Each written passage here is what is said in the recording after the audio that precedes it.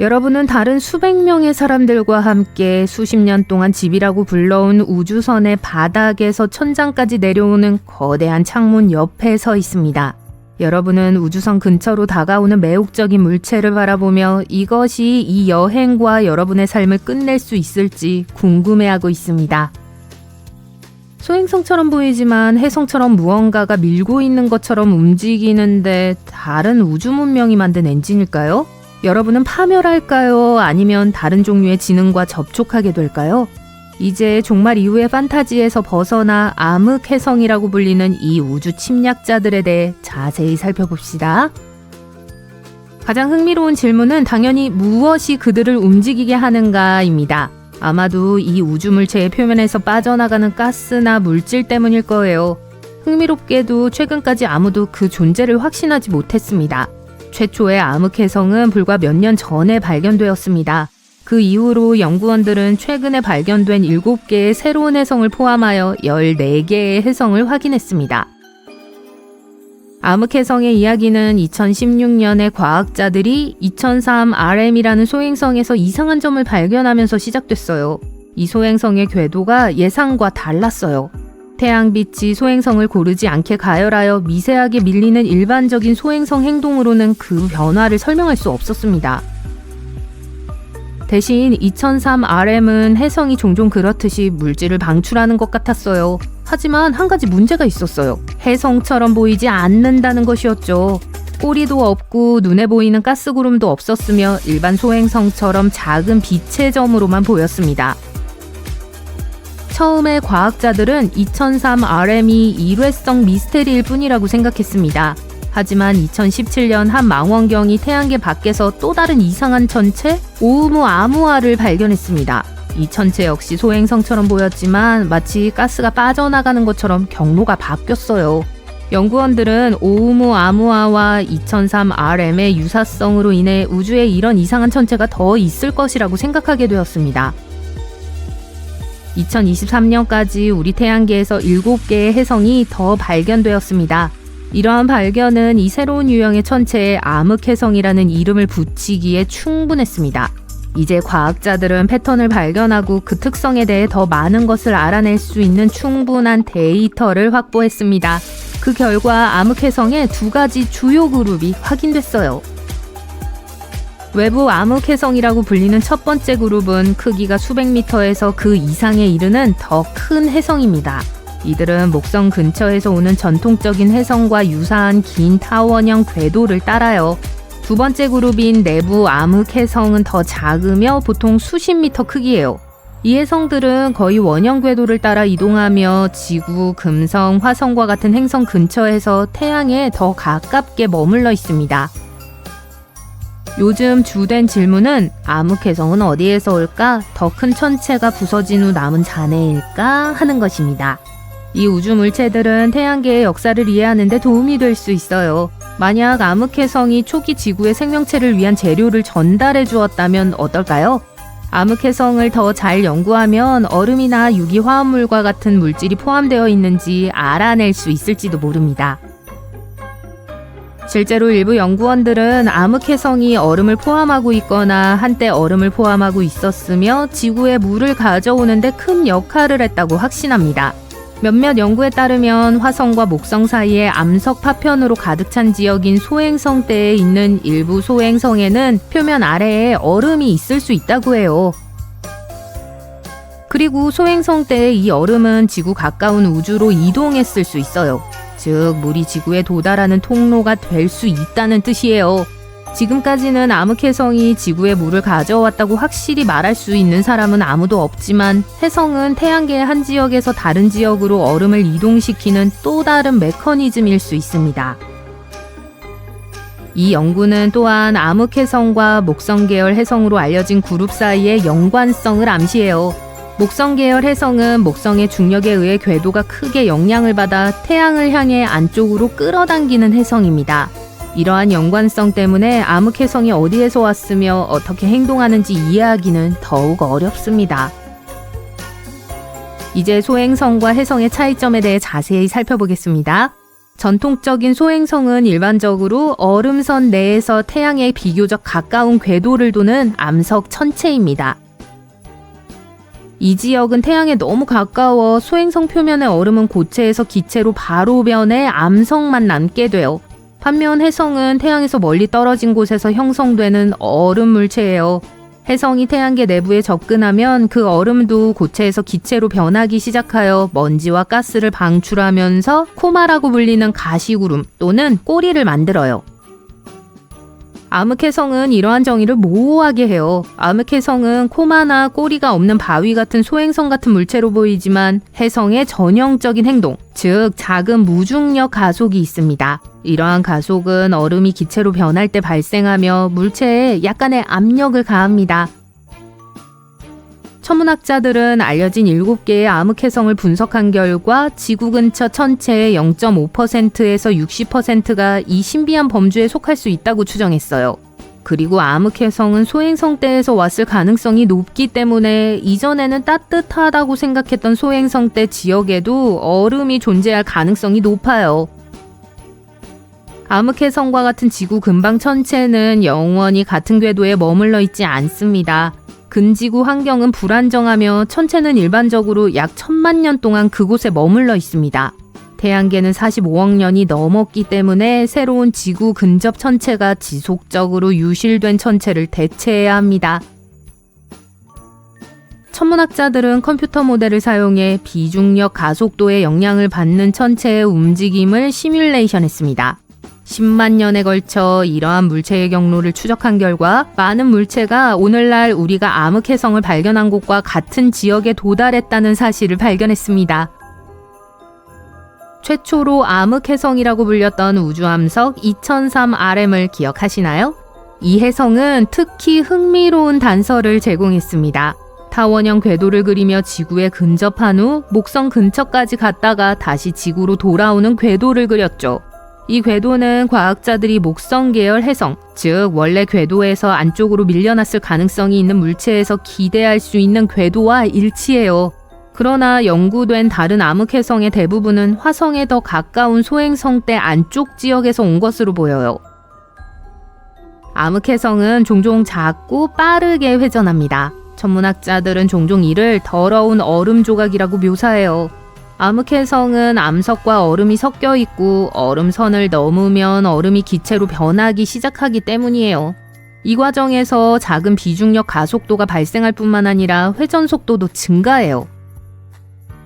그리고 이러한 물체가 빠르게 회전할수록 더 작은 파편으로 쉽게 부서질 수 있어요. 부서지는 조각에는 얼음도 포함되어 있어요. 그리고 점점 더 빠르게 회전하면서 더 작은 조각으로 부서져요. 이 과정은 매우 작고 빠르게 회전하는 물체만 남을 때까지 계속됩니다.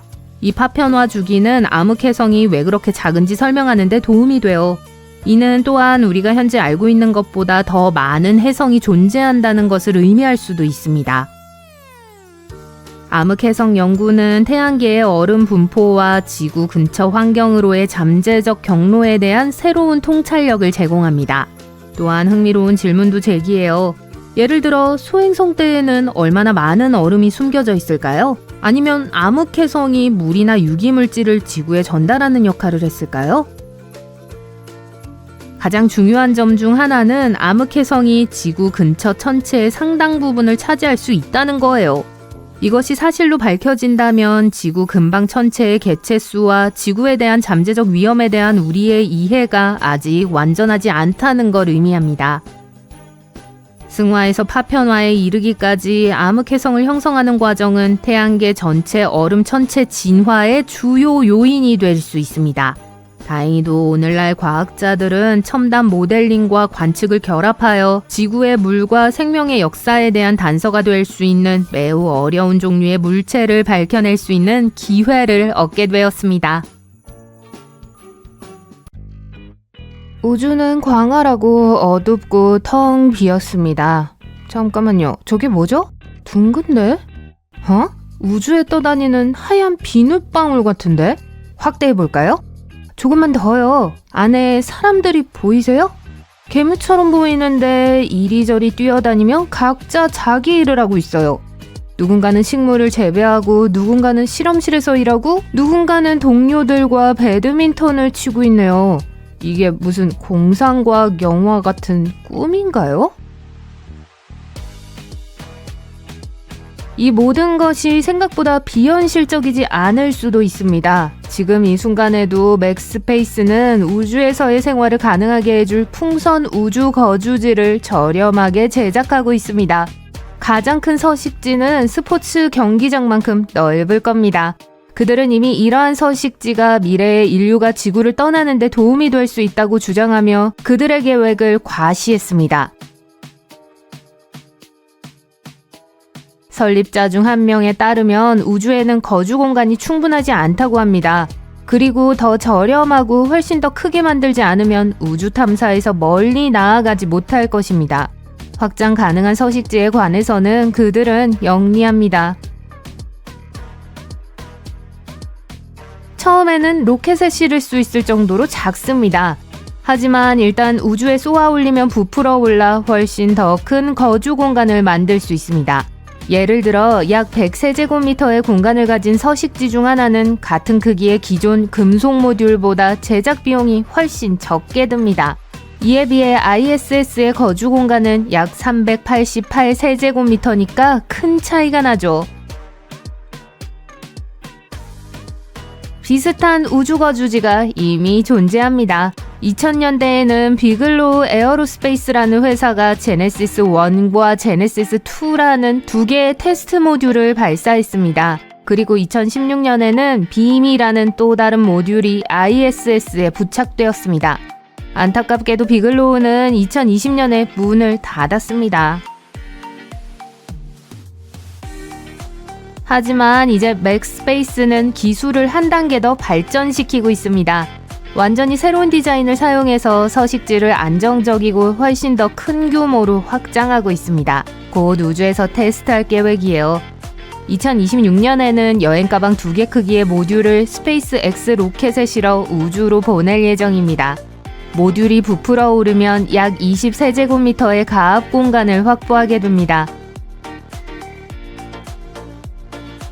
이미 지상에서 테스트하기 위해 실물 크기의 프로토타입을 제작했으며 이제 우주를 위한 실제 제품을 만들고 있습니다. 이 첫 번째 우주선은 사람을 지원하지는 않지만 미래의 인간 거주지와 동일한 강도와 보호 기능을 갖추게 될 겁니다.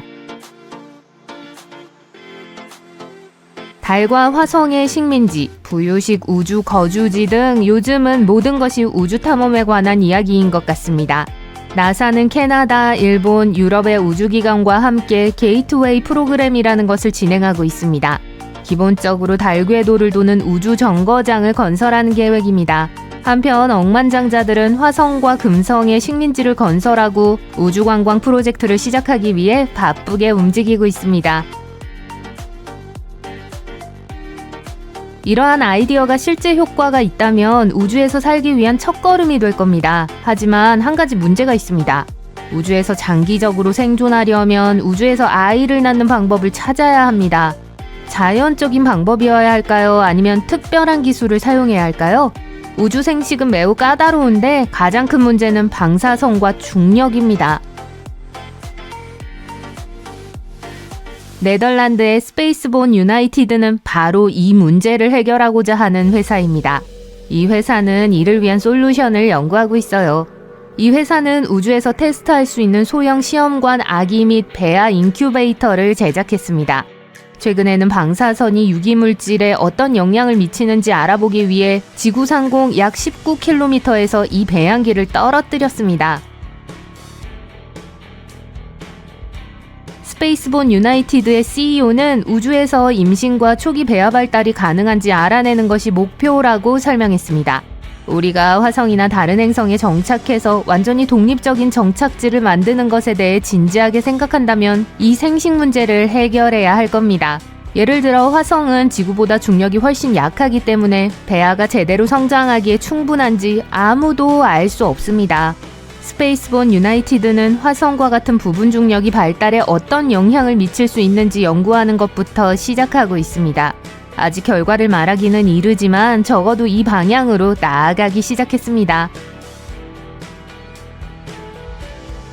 우주 아이들 문제는 다룬다고 해도 식물과 같은 다른 지구 생물은 어떨까요? 광합성은 지구에 엄청난 영향을 미쳤습니다. 유기체가 햇빛을 이용해 에너지를 만들기 시작하면서 대산소화 사건이 일어났죠. 대기를 산소로 가득 채우고 다세포 생물이 발달할 수 있게 했으며 태양의 강력한 자외선으로부터 우리를 보호하는 오존층까지 형성했습니다. 덕분에 생명체는 육지로 이동할 수 있었습니다. 하지만 식물은 다른 별의 빛 아래에서 어떻게 자랄까요? 우리 태양은 황외성이라고 불리는 G형 별입니다. 우리에게는 전형적인 별처럼 보이지만 사실 우리 은하계에서 이런 별은 약 7에서 8%에 불과할 정도로 매우 드물어요. 그리고 대부분의 별은 우리 태양과 같지 않기 때문에 거주 가능한 행성을 연구하는 과학자들은 더 일반적인 유형에 초점을 맞추고 있습니다. 예를 들어 K외성은 우리 태양보다 질량이 약 50에서 80% 정도로 작습니다. 하지만 더 안정적이고 태양의 100억 년에 비해 수명이 최대 700억 년으로 훨씬 더 오래 지속됩니다. 생명체가 진화할 수 있는 충분한 시간이죠. 그럼에도 불구하고 연구원들은 종종 M외성, 즉 적색외성에 집중해왔습니다. 적색외성은 가장 흔한 별이지만 잦은 플레어와 같은 고유한 문제를 가지고 있습니다.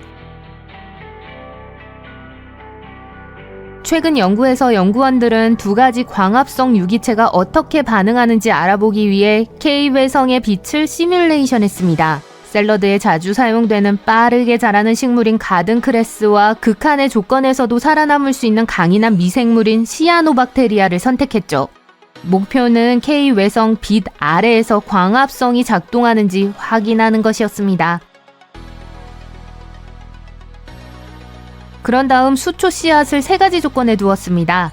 햇빛, 모의 K외성, 빛 차단, 이렇게요. 햇빛과 K외성 조명을 받은 식물은 비슷하게 성장했지만 K외성 조명을 받은 씨앗이 실제로 조금 더 일찍 싹이 트고 잎이 약간 더 컸습니다. 이는 식물이 햇빛 아래에서와 마찬가지로 K외성 조명 아래에서도 잠재적으로 잘 자랄 수 있다는 걸 의미합니다. 따라서 K외성은 거주 가능한 행성을 찾는 데 좋은 선택지처럼 보입니다. M외성과는 달리 생명체에 해를 끼칠 수 있는 강렬한 플레어가 없으며 거주 가능 영역이 충분히 멀리 떨어져 있어 행성의 한쪽이 항상 별을 마주보는 조석 잠김 현상에 걸리지 않습니다. K외성은 또한 M외성보다 유해한 방사선이 더 빨리 줄어들기 때문에 초기에 더 빨리 거주할 수 있게 됩니다. 하지만 생명체가 생존하는데 실제로 행성이 필요하지 않다면 어떨까요? 에든버러 대학교의 두 과학자가 여러분과 함께 생각해보고자 하는 아이디어예요. 우리는 항상 행성이 액체 상태의 물, 액체 상태를 유지하기 위한 온도와 압력, 유해한 방사선으로부터의 보호 등 적절한 조건을 제공하기 때문에 생명체에게 필수적이라고 생각해왔습니다. 하지만 생명체 자체가 우주에서 이러한 조건을 만들 수 있다면 어떨까요? 연구원들은 생태계가 행성 없이도 필요한 조건을 생성하고 유지할 수 있다고 제안합니다. 생명체는 물을 액체로 유지하고 광합성을 위해 빛을 받아들이고 유해한 자외선을 차단하고 적절한 압력과 온도를 유지하기 위한 장벽과 구조물을 만들 수 있으며 이 모든 것을 행성에서 멀리 떨어진 우주에서 수행할 수 있습니다. 이러한 장벽은 지구와 화성에 가까운 지역을 포함해서 태양으로부터 1000에서 5000 천문 단위 사이의 영역에서 작동할 수 있습니다. 안정적인 환경을 위해 중력과 행성이 항상 필요한 것은 아니며 생물학적 시스템이 스스로 그 역할을 할 수 있을 수도 있습니다. 지구는 물과 보호대기를 가지고 있을 뿐만 아니라 생명체가 살기에 완벽한 서식지입니다. 또한 태양의 에너지가 모든 것을 움직이는 상호 연결된 시스템이기도 합니다. 탄소, 수소, 질소, 산소, 인, 황과 같은 필수 원소는 화산과 판구조론과 같은 과정을 통해 지구를 순환합니다. 지구 밖에서는 상황이 더 까다로워집니다. 태양계의 얼음 위성을 예로 들어볼게요. 표면 아래에는 따뜻하고 짠 바다가 있을 수 있습니다. 하지만 그 위성들도 지구와 같은 영양 분주기를 가지고 있을까요? 그리고 물을 액체로 유지하거나 대기를 유지할 수 있을까요? 이 작고 차가운 행성들은 태양으로부터 많은 에너지를 얻지 못하고 대기를 유지할 방법이 없으며 해로운 자외선과 우주선에 노출되어 있습니다. 생명체가 지구 밖에서 생존하려면 이러한 도전에 적응하거나 환경을 변화시켜야 합니다. 그리고 그들의 생각이 사실이라면 생명체는 환경에 적응하는 것뿐만 아니라 완전히 새로운 환경을 창조할 수도 있을 것입니다. 예정은 8일 동안의 쉬운 임무였습니다. 2명의 나사 우주비행사는 최소 9개월 동안 우주에 고립되리라고는 상상조차 하지 못했죠. 그들의 임무는 새로운 우주선인 스타라이너를 테스트하는 것이었습니다. 그들은 가능한 한 빨리 지구로 돌아와서 엔지니어들이 우주선을 점검하고 새로운 비행에 투입될 수 있기를 바랬습니다. 하지만 국제우주정거장에 다녀온 경험이 있는 우주비행사 부치 윌모어와 수니타 윌리엄스에게는 처음부터 계획대로 진행되지 않았습니다. 2024년 5월 6일에 출발할 예정이었지만 로켓 상단의 밸브 누출로 인해 한 달간 발사를 연기해야 했습니다. 6월 5일 마침내 이륙했을 때 우주정거장에 도착하기도 전에 새로운 문제가 발생했어요. 일부 추진기에 고장이 발생했고 나중에는 기체 헬륨이 누출되었습니다. 헬륨은 추진체의 압력을 유지하기 때문에 중요합니다. 새 우주선을 제작한 보잉과 나사는 이러한 문제를 해결하는 데 집중했고 우주비행사들이 스타라이너를 타고 집으로 돌아가는 것이 안전하지 않다는 사실을 깨달았습니다. 물론 이들은 그냥 ISS에 방치한 건 아니었습니다. 나사는 부치 윌모어와 수니타 윌리엄스가 스페이스X 크루 드래곤 우주선을 타고 귀환하는 계획을 세웠습니다. 같은 해 9월 총 4석 중 2석이 비어있는 상태로 우주선이 이륙했습니다. 유일한 문제는 빨라야 2025년 2월에나 돌아올 예정이었다는 점입니다. 국제우주정거장에서 열린 기자회견에서 윌모어와 윌리엄스는 자신들 없이 우주선이 떠나는 것을 지켜보는 것이 가슴 아팠지만 예상치 못한 상황을 예상하도록 훈련받았다고 인정했습니다. 이들은 지구에서 계속 응원의 메시지를 받고 있으며 우주가 행복한 곳이라며 우주에서 더 많은 시간을 보내는 것이 전혀 슬프지 않다고 말합니다. 윌모어 씨는 매일 새벽 4시 반에, 윌리엄스 씨는 6시 반에 일어납니다.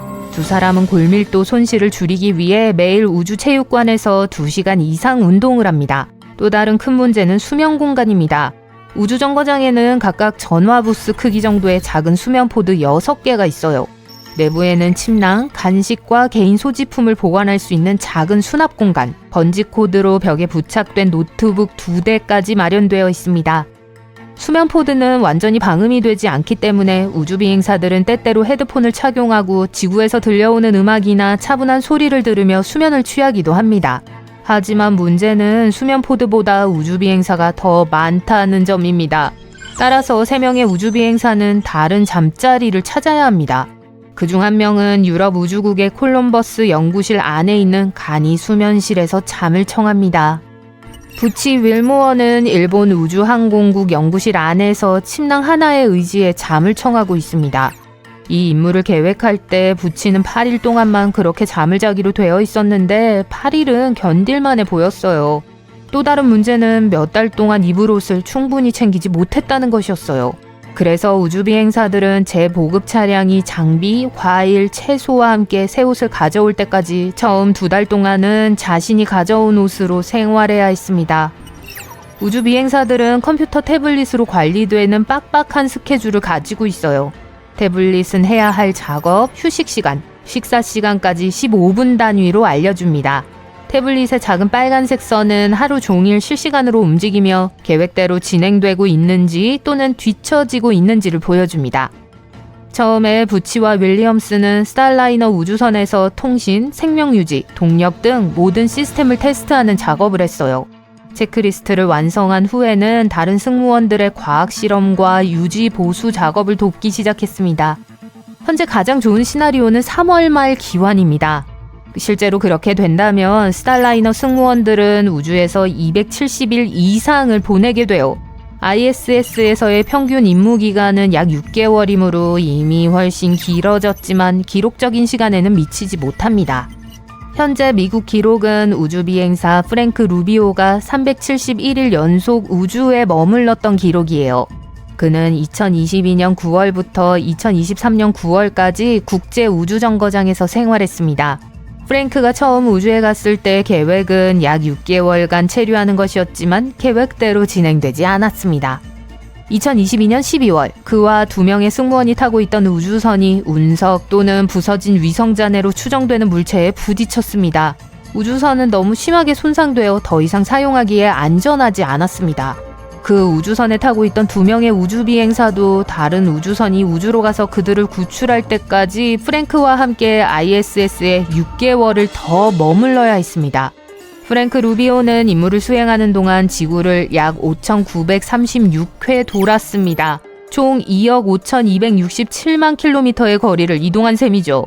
달까지 328번 왕복한 것과 같아요. 또한 프랭크는 3번의 우주유영을 통해 우주정거장 밖에서 21시간을 보냈습니다. 프랭크의 주요 업무 중 하나는 과학 실험을 하는 것이었어요. 그는 지구처럼 물체를 끌어당기는 중력이 없는 우주에서 박테리아가 어떻게 작용하는지 연구했습니다. 하지만 그가 가장 좋아했던 실험은 작은 토마토 식물을 돌보며 그 식물이 자라는 모습을 관찰하는 것이었어요. 프랭크는 가족과 오랫동안 떨어져 있는 것이 정말 힘들었다고 인정했지만 장기간의 우주 체류에서 힘든 것은 그것만이 아닙니다. 우주기관에는 우주가 인체에 미치는 영향을 연구하는 전체 부서가 있어요. 트윈스라는 한 연구에서 과학자들은 일란성 쌍둥이 형제인 스콧 켈리와 마크 켈리를 비교했습니다. 둘 다 우주비행사이지만 이 연구를 위해 스콧은 국제우주정거장에서 1년을 우주에서 보냈고 마크는 지구에 머물렀습니다. 두 형제를 비교함으로써 우주가 스콧의 신체를 어떻게 변화시켰는지 알아낼 수 있었습니다. 그는 지구로 돌아온 후 다시 예전의 자신처럼 느껴지기까지 최소 6개월이 걸렸다고 말했습니다. 과학자들은 예측 가능한 체중 감소와 골량 감소를 발견했지만 그의 DNA에 변화가 있을 것이라고는 예상하지 못했습니다. 그들은 그가 우주에 있는 동안 DNA 가닥 끝에 있는 작은 보호캡과 같은 텔로미어가 길어졌다는 것을 발견했어요. 그러나 그가 돌아온 얼마 후 그는 이전보다 더 짧은 텔로미어를 갖게 됐어요. 그리고 그 손상은 영구적인 것으로 보입니다. 장시간 우주에 머무는 우주 비행사에게 가장 큰 위험 중 하나는 방사선과 관련이 있을 거예요. 방사선은 DNA를 손상시켜 심각한 건강 문제의 위험을 증가시킬 수 있어요. 우주 비행사는 우주에서 비행하는 동안뿐만 아니라 언젠가 달이나 화성에 거주할 때도 방사선으로부터의 보호가 필요해요.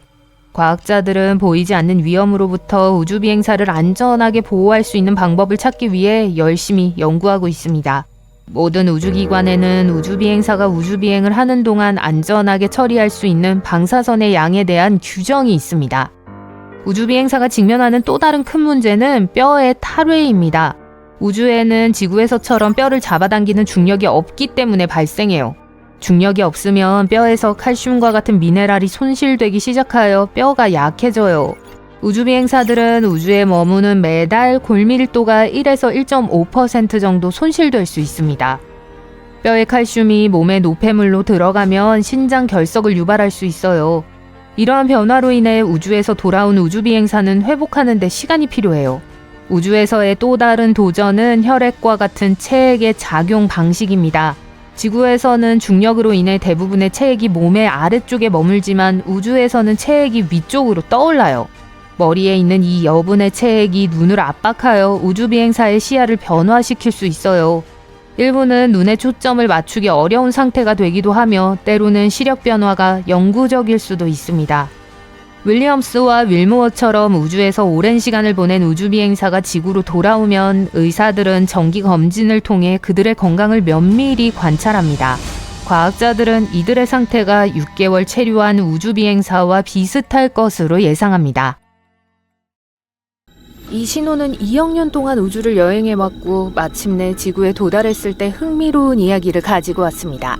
심지어 18년 동안의 미스테리를 푸는데 도움이 될지도 몰라요. 우리는 이 은하를 2022년에 포착했어요. 아주 강렬한 전파의 폭발이었는데 비록 아주 짧은 시간에 빛을 발했지만 은하 전체를 비출 정도로 밝았습니다. 처음에는 이 신호가 주목을 받지 못했는데 그 이유는 이전에 비슷한 것을 본 적이 있었기 때문인데요. 바로 고속 전파 폭발, 줄여서 FRB였습니다. 이 신호는 수년 동안 미스테리로 남아 있었는데 그 이유는 어디서 오는지 알 수 없었기 때문이에요. FRB는 우주 공간 곳곳에서 우리에게 다가오는 짧은 에너지 붐이에요. 최대 3초 동안 지속되어 거의 포착할 수 없어요. 하지만 그 위력이 상상을 초월하기 때문에 놓치기도 쉽지 않죠. 한 번의 작은 폭발로 태양이 하루 종일 방출하는 만큼의 에너지를 방출할 수 있습니다. 이 신호는 2007년 이래로 우리에게 수수께끼 같은 존재였어요. 우리는 우리 은하계에서 80억 광년 떨어진 곳까지 말 그대로 모든 곳에서 수천 개가 넘는 신호를 포착했습니다. 그리고 그중 어느 누구도 그 신호의 출처나 의미를 밝혀내지 못했어요. 적어도 우리는 그것이 외계 생명체에서 온 것이 아니라는 걸 알고 있습니다. 거의 지속적으로 발생하는 무언가에서 나오는 것이 틀림없으며 이 최근의 신호는 마침내 우리가 진실을 알아내는 데 도움이 될 수 있습니다. 이 신호는 약 2밀리초 동안 지속되었고 특별히 밝지는 않았어요. 하지만 연구원들이 자세히 살펴본 결과 마침내 이 신호를 추적할 수 있다는 사실을 깨달았습니다. 그들은 즉시 이해했어요. 폭발이 약 2억 광년 떨어진 은하에서 왔다는 걸 알아냈어요. 다시 말해 이 전파가 우리에게 도달한 시간이 정확히 이 정도라는 뜻이에요. 신호는 이상한 패턴으로 깜빡였습니다. 우리는 이것을 섬광이라고 부릅니다. 빛이나 전파가 우리에게 전달될 때 예상치 못한 기체 구름에 걸려 넘어질 수 있어요. 입자와 파동이 이 가스에서 반사되어 신호가 약간 교란되기 시작해요. 그래서 우리가 수신했을 때는 약간 이상하고 왜곡된 신호였습니다. 저처럼요. 하지만 바로 이 구름 덕분에 신호가 정확히 어디에서 왔는지 찾을 수 있었습니다. 알고 보니 중성자별에서 온 것이었어요. 정말 흥미로운 녀석이에요. 그들은 빠르게 살았고 밝게 타오르던 별의 잔재입니다. 이렇게 우리 태양보다 훨씬 더 큰 강력한 별이 연료가 다 떨어지면 더 이상 무게를 지탱할 수 없게 돼요. 그래서 초신성이라는 미친 광경과 함께 사라지는 거예요. 마지막 순간에 핵은 자체의 초강력 중력에 의해 붕괴되고 이로 인해 우주에서 가장 밀도가 높은 물체 중 하나가 만들어집니다. 다시 말하지만 저와 참 비슷하죠. 궁금증을 풀기 위해 지구상에서 가장 밀도가 높은 원소인 오스뮴과 비교해 볼게요. 오스뮴에 작은 입방체가 있다면 그 무게는 약 0.36kg에 달할 거예요. 이미 꽤 무거운데요. 0.03 세제곱미터의 오스뮴은 무려 640kg의 충격적인 무게가 될 거예요. 이는 평범한 소 무게와 같습니다. 이제 중성자별의 작은 입방체의 무게가 얼마나 될지 맞춰보세요. 틀렸습니다. 작은 입방체 하나당 70억 톤이라는 끔찍한 무게가 될 거예요. 손에 줄 생각은 하지도 마세요. 그 무게는 현실의 구조를 뒤흔들 겁니다. 마치 에베레스트 산을 작은 공으로 압축한 것을 상상하는 것과 같아서 떠올리기조차 어려워요. 따라서 이 별들은 매우 무겁지만 놀랍게도 반경이 약 9.7km에 불과할 정도로 작아요. 이는 도시 크기와 비슷합니다. 그리고 여전히 우리 태양보다 더 무거워요. 하지만 그것만으로 공포가 충분하지 않다면 우리가 이야기하는 중성자별은 일반적인 별이 아닙니다. 그것은 마그네타였습니다. 마그네타는 희귀한 유형의 중성자별이에요. 중성자별이 태어날 때 이런 별이 될 확률은 10%에 불과해요. 별이 붕괴하는 동안 자기장이 엄청나게 강해지면 일어날 수 있습니다. 스핀이 빨라지고 내부가 격렬해지면서 지구보다 1조 배나 강한 자기장을 갖게 되는 거예요. 그뿐만 아니라 전 우주에서 가장 극단적인 자기장 중 하나예요. 말 그대로 원자를 찢어버릴 수 있습니다. 이것이 바로 그들이 하는 일입니다. 그들은 모든 것을 찢어버리고 결국 플라즈마라고 불리는 매우 뜨겁고 전하를 띤 입자수프에 둘러싸이게 돼요.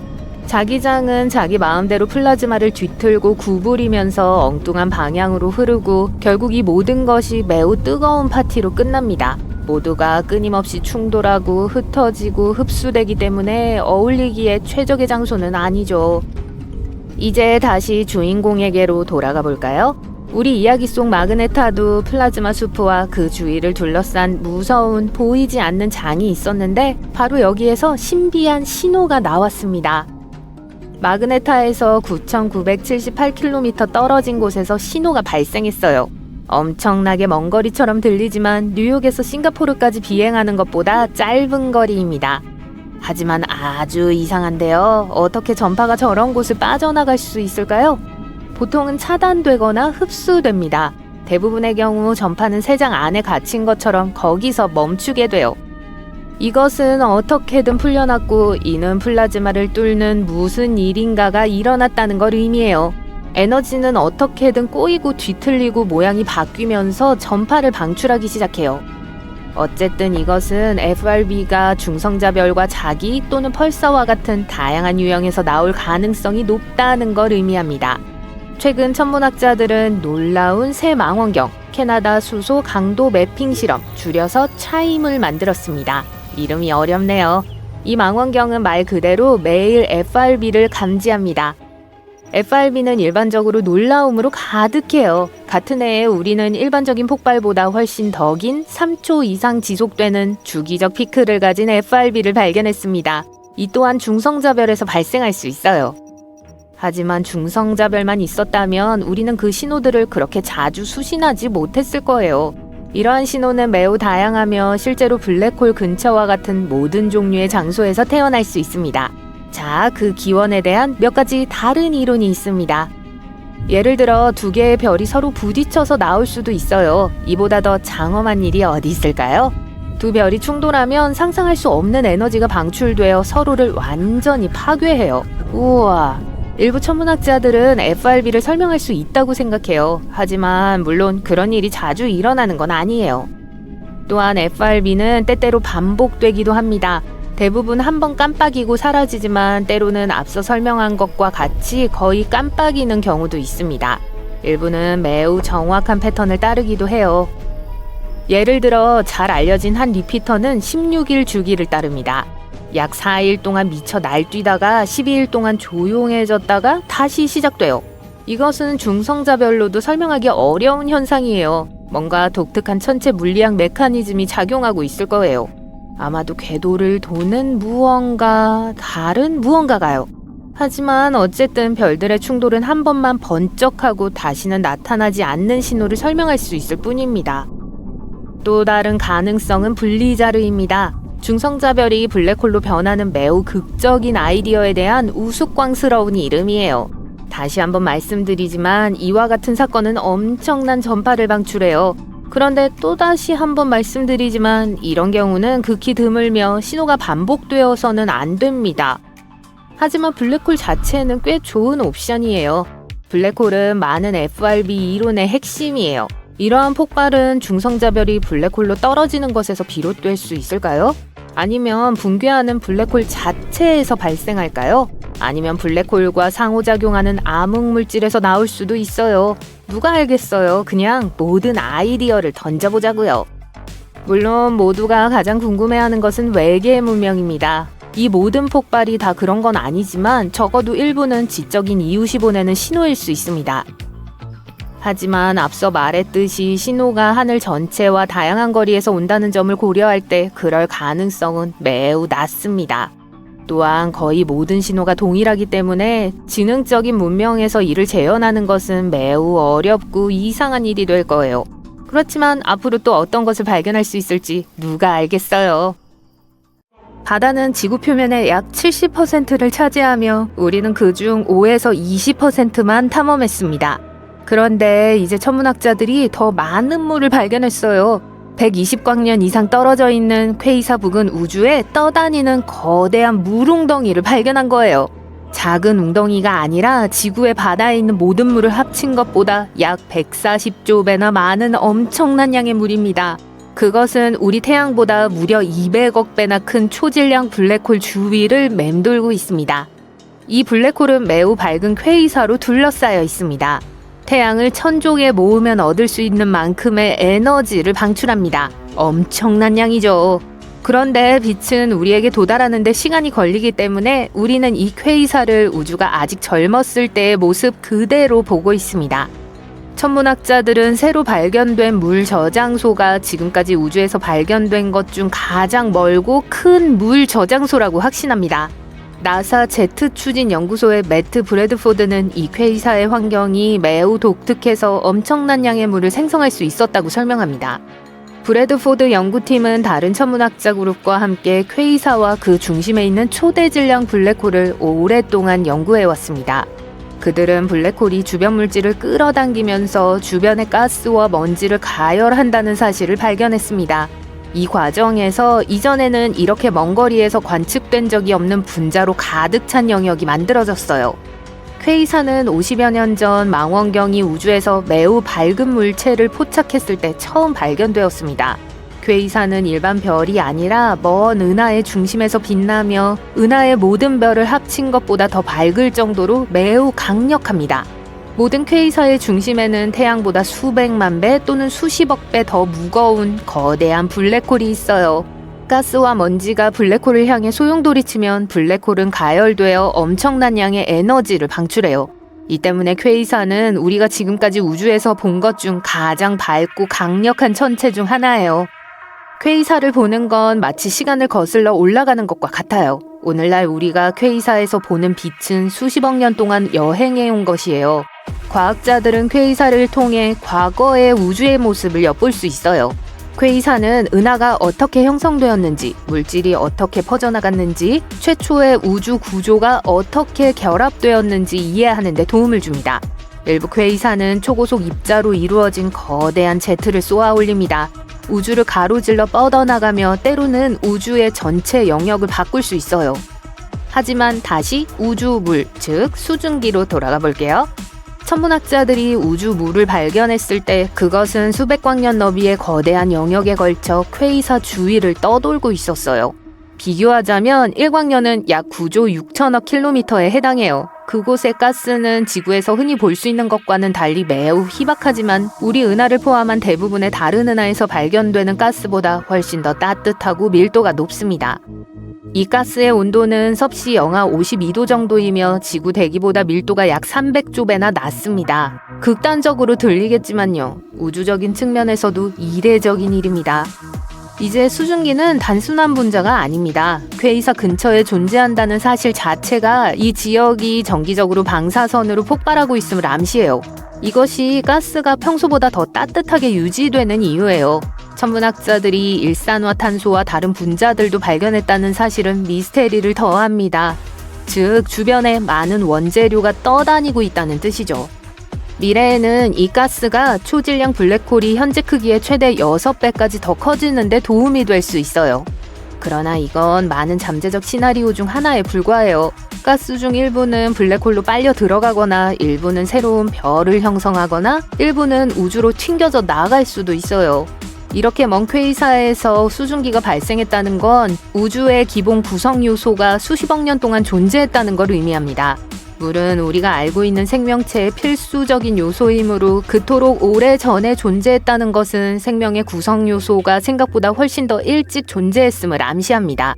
하지만 물은 생명에만 중요한 것이 아닙니다. 물은 또한 별과 은하가 형성되는 과정에서도 중요한 역할을 해요. 거대한 가스 구름이 식을 때 물은 그 붕괴를 도와 새로운 별이 더 쉽게 탄생할 수 있도록 도와줍니다. 하지만 연구원들은 어떻게 이 거대한 물구름을 발견했을까요?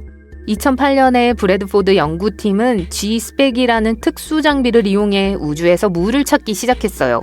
이 장비는 하와이에 있는 10m 망원경에 부착되어 있었습니다. 연구팀은 결과를 다시 확인하기 위해 또 다른 강력한 도구인 카르마를 사용했어요. 그것은 남부 캘리포니아의 산에 있는 전파 접시형 안테나 그룹이에요. 한편 다른 팀이 프랑스 알프스에서 망원경으로 물을 찾고 있었습니다. 2010년 두 번째 팀은 먼 퀘이사에서 작은 물의 힌트를 발견했습니다. 아주 작은 신호 하나에 불과했어요. 그 후 브래드포드의 그룹은 더 많은 신호를 감지했습니다. 이는 엄청난 양의 물이 실제로 존재한다는 결론을 내리는 데 필요한 모든 증거였습니다. 지구 밖에서 물을 발견한 곳은 수증기 구름만 있는 것이 아닙니다. 과학자들은 최근 화성의 지하 깊은 곳에 엄청난 양의 액체 물이 숨겨져 있다는 큰 발견을 해냈습니다. 따라서 이론적으로는 미래의 우주 비행사들이 이 물을 사용하여 임무를 지원하거나 화성을 장기적인 거주지로 만들 수도 있습니다. 물론 이 물은 접근하기 좋은 호수나 바다에 있는 것이 아니라는 문제가 있어요. 화성 내부에 너무 깊숙이 묻혀 있어서 현재 기술로는 도달할 수 있는 방법이 없습니다. 과학자들은 화성 탐사선 인사이트의 지진 데이터를 분석하여 이 사실을 알아냈습니다. 이 탐사선은 이상한 지진 활동을 포착했는데 이를 설명하는 가장 좋은 방법은 바로 이 숨겨진 물 저장소입니다. 화성에는 오늘날에도 일부 물이 존재하지만 대부분 표면 위나 바로 아래에 얼음 형태로 존재해요. 하지만 수십억 년 전 있었던 엄청난 양의 물에 비하면 아무것도 아니에요. 가장 큰 미스테리는 그 많은 물이 어디로 사라졌는가 하는 것입니다. 과학자들은 우주로 빠져나갔거나 행성 내부로 이동하여 액체 저장고나 얼음 퇴적물로 갇혀 있을 수 있다고 생각해요. 문제는 무엇일까요? 화성이 얼마나 많은 물을 잃었는지 측정할 방법이 없기 때문에 현재로서는 이 질문에 답할 수 없어요. 지구의 달에도 물이 있지만 여러분이 생각하는 것과는 다릅니다. 달의 물은 호수나 강이 아니라 대부분 얼어붙은 얼음으로 표면 전체에 고르지 않게 퍼져 있어요. 특히 춥고 그늘진 극지방은 햇빛을 전혀 받지 못하기 때문에 얼음으로 가득 차 있습니다. 또한 이 얼음의 대부분은 달의 토양과 섞여 지하 깊숙이 묻혀 있어 접근하기가 매우 까다로워요. 그리고 토성의 위성 중 하나인 엔셀라두스도 있어요. 폭이 505km에 불과할 정도로 작아요. 애리조나주 안에 들어갈 정도로 작죠. 한번 해볼까요? 어쨌든 나사의 카시니 우주탐사선이 토성에 도착했을 때 과학자들은 엔셀라두스가 척박하고 얼어붙은 세계일 것이라고 예상했어요. 하지만 과학자들은 남극 근처의 간헐천에서 거대한 얼음 입자와 수증기가 분출하는 걸 목격했습니다. 이는 달의 암석핵과 얼어붙은 표면 사이에 얼음 껍질 아래에 거대한 바다가 숨어 있다는 걸 의미했습니다.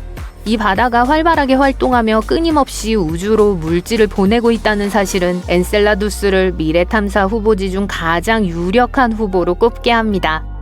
목성의 위성 중 하나이자 외계 생명체를 찾을 수 있는 가장 유명한 장소 중 하나인 유로파도 있어요. 유로파에는 64에서 161km 깊이의 거대한 짠물 바다가 있어요. 이는 지구의 모든 바다를 합친 것보다 더 많은 물을 담고 있을 수 있다는 뜻이에요. 하지만 큰 장애물이 있는데 이 바다는 과학자들이 16에서 32km 깊이로 추정하는 두꺼운 얼음 껍질 아래에 숨겨져 있습니다. 유로파의 바다는 목성의 중력으로 인한 조성력 때문에 액체 상태를 유지해요. 목성의 거대한 인력이 위성을 잡아당기고 압박하면서 마찰을 일으켜 내부를 가열하고 바다가 단단하게 얼지 않게 합니다. 가장 흥미로운 부분은 유로파의 얼음 균열에서 물기둥이 분출하여 바닷물을 우주로 쏘아 올릴 수 있다고 과학자들이 생각한다는 거예요.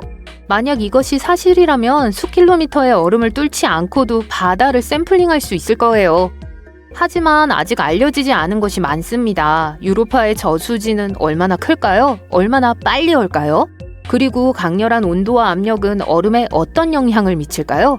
과학자들은 유로파의 바다가 태양계 어딘가에서 외계 미생물을 발견할 수 있는 가장 좋은 방법 중 하나이기 때문에 이를 알아내고 싶어 합니다. 다른 항성계에서 온 거대한 암석이 포뮬러1 경주차보다 1000배나 빠른 속도로 지구를 향해 돌진하고 있습니다. SF 영화 얘기가 아닙니다. 최근 연구에 따르면 우리의 소중한 지구가 은하계 침입자에게 생각보다 더 취약할 수 있다고 합니다. 이런 물체를 성간천체, 줄여서 ISO라고 부릅니다. 그리고 지구에서 충돌 확률이 더 높은 특정 지역이 있습니다. 곧 그 얘기로 돌아오겠습니다. 먼저 이 성간천체가 뭔지 알아보죠. 지금까지 몇 개만 발견됐는데 2017년에 발견된 오umu아무아가 대표적입니다. 2019년엔 보리소프, 그리고 올해 세 번째로 확인된 성간 방문자 아틀라스가 태양계를 지나갔습니다. 아틀라스나 오umu아무아 같은 성간 천체는 태양이나 태양계의 어떤 별에도 중력적으로 묶여있지 않습니다. 그래서 엄청나게 빠르고 은하를 자유롭게 떠돌다가 우연히 우리 경로와 교차하는 겁니다. 그런데 그중 하나가 그냥 지나가지 않고 실제로 충돌한다면요. 과학자들은 수십억 개의 가상 성간 천체로 대규모 컴퓨터 시뮬레이션을 돌린 뒤 지구와 충돌 가능한 것들만 추렸습니다. 결과적으로 이 천체들은 무작위로 충돌하지 않았습니다. 적도 근처 저위도 지역이 피격 확률이 더 높았죠. 열대지방 바로 위아래가 가장 위험하고 거기 안 산다고 안심하긴 이릅니다. 인류의 거의 90%가 사는 북반구도 위험이 약간 더 높거든요. 무작위 복권이 아니라 일정한 패턴이 있습니다. 성간 천체는 태양에 묶인 소행성이나 해성과 달리 쌍곡선 궤도로 날아오기 때문이죠. 쉽게 말해 묶여있지 않고 그냥 지나가는 겁니다. 즉, 진입 방향과 속도, 상대 운동이 모두 중요합니다. 시뮬레이션에 따르면 많은 성간 천체가 태양이 은하 내에서 이동하는 방향이나 은하면을 따라 날아옵니다. 충돌 위험도 계절마다 달라지는 것 같습니다. 가장 빠른 충돌은 지구가 태양 향점 쪽으로 이동하는 봄에 집중됩니다. 하지만 전반적으로 느린 성간 천체 충돌은 지구가 그 반대를 향하는 겨울에 약간 더 많습니다. 그렇다고 겁먹을 필요는 없습니다. 이런 일은 극히 드물지만 우리의 상식을 바꿔놓습니다. 별에서 온 우주 방문자는 더 이상 공상이 아닙니다. 지도까지 있는 실제 위험이죠. 이론만도 아닙니다. 지구는 이미 태양계 내부 천체와 끊임없이 충돌하고 있으니까요. 우주 암석, 해성, 소행성이 우리 궤도를 가로지릅니다. 그래서 과학자들이 근지구 천체를 주시하죠. 지구 궤도에서 약 5천만 킬로미터 이내로 접근하는 소행성과 해성이 이 명칭을 얻어 목록에 오릅니다. 추적을 위해 산, 사막, 우주의 망원경 네트워크를 운용합니다. 나사의 펜스타스는 하와이에서 매일 밤 거대한 레이더처럼 하늘을 스캔하며 사진을 비교합니다. 이미지 사이에 뭔가 조금이라도 움직이면 그게 잠재적 소행성입니다. 애리조나의 카탈리나 스카이 서베이도 같은 일을 하며 현재 알려진 근지구 소행성 절반 이상을 발견했습니다. 지상 망원경이 놓칠 수 있는 어둡고 차가운 소행성을 포착하는 우주 망원경 네오와이즈도 있습니다. 그리고 다트가 있습니다. 나사 최초의 실제 소행성 궤도 변경 실험이죠. 2022년에 나사는 소행성의 일부러 충돌해 궤도를 약간 바꿨습니다. 위험한 소행성은 아니었지만 실험은 성공했고 그 한 번의 임무로 필요할 때 우주 암석의 경로를 바꿀 수 있다는 게 증명됐습니다. 이것만으로도 대단한데 나사는 지구를 보호할 새로운 슈퍼히어로를 만들고 있습니다. 네오 서베이어입니다. 지구에 위험할 수 있는 대량의 소행성과 해성을 탐지하기 위해 특별히 제작된 최초의 망원경이 될 겁니다. 이게 왜 중요한지 설명하죠. 태양계는 혼잡하고 복잡하며 일반 망원경으로 볼 수 없는 천체로 가득합니다. 많은 소행성이 수처럼 검어서 햇빛을 거의 반사하지 않습니다. 그래서 일반 광학 망원경은 그냥 지나쳐버립니다. 하지만 가장 검은 소행성도 태양빛을 받으면 따뜻해지고 따뜻한 물체는 적외선으로 빛납니다. 네오 서베이어가 빛나는 부분이죠. 초고감도 적외선 탐지기는 소행성이 얼마나 검든 상관없습니다. 햇빛에 데워지기만 하면 열감지 능력을 가진 우주 탐정처럼 찾아냅니다. 가장 좋은 점은 네오 서베이어가 태양 방향에서 접근하는 소행성도 드디어 볼 수 있다는 겁니다. 지상 망원경은 눈이 멀지 않으려면 태양을 볼 수 없습니다. 그 방향에서 오는 건 사실상 우주 위장복을 입고 지구 뒤로 몰래 접근하는 셈이죠. 네오 서베이어가 이걸 해결합니다. 궤도상에서 지구 앞이나 뒤를 이동하며 햇빛에 묻혀 빠져나가는 은밀한 천체도 포착합니다. 실제 위협인데 지상의 대형 망원경들이 종종 놓칩니다. 하지만 새 천체를 발견하면 며칠에서 몇 주간 추적해 궤도, 즉 태양 주위 경로를 파악합니다. 지구 궤도와 교차하는지, 가까이 오는지, 얼마나 가까운지 알아야 하죠. 무해해 보이지 않으면 센트리 위험 목록에 등재됩니다. 지구의 우주 감시 명단인 셈이죠. 대기권에는 항상 뭔가 충돌합니다. 우주 부스러기 같은 작은 유성체는 타버리며 별똥별이 되고 좀 더 큰 암석은 밝은 화구를 만들며 존재감을 드러냅니다. 몇 년 전 프랑스 북부에서 그런 일이 있었습니다.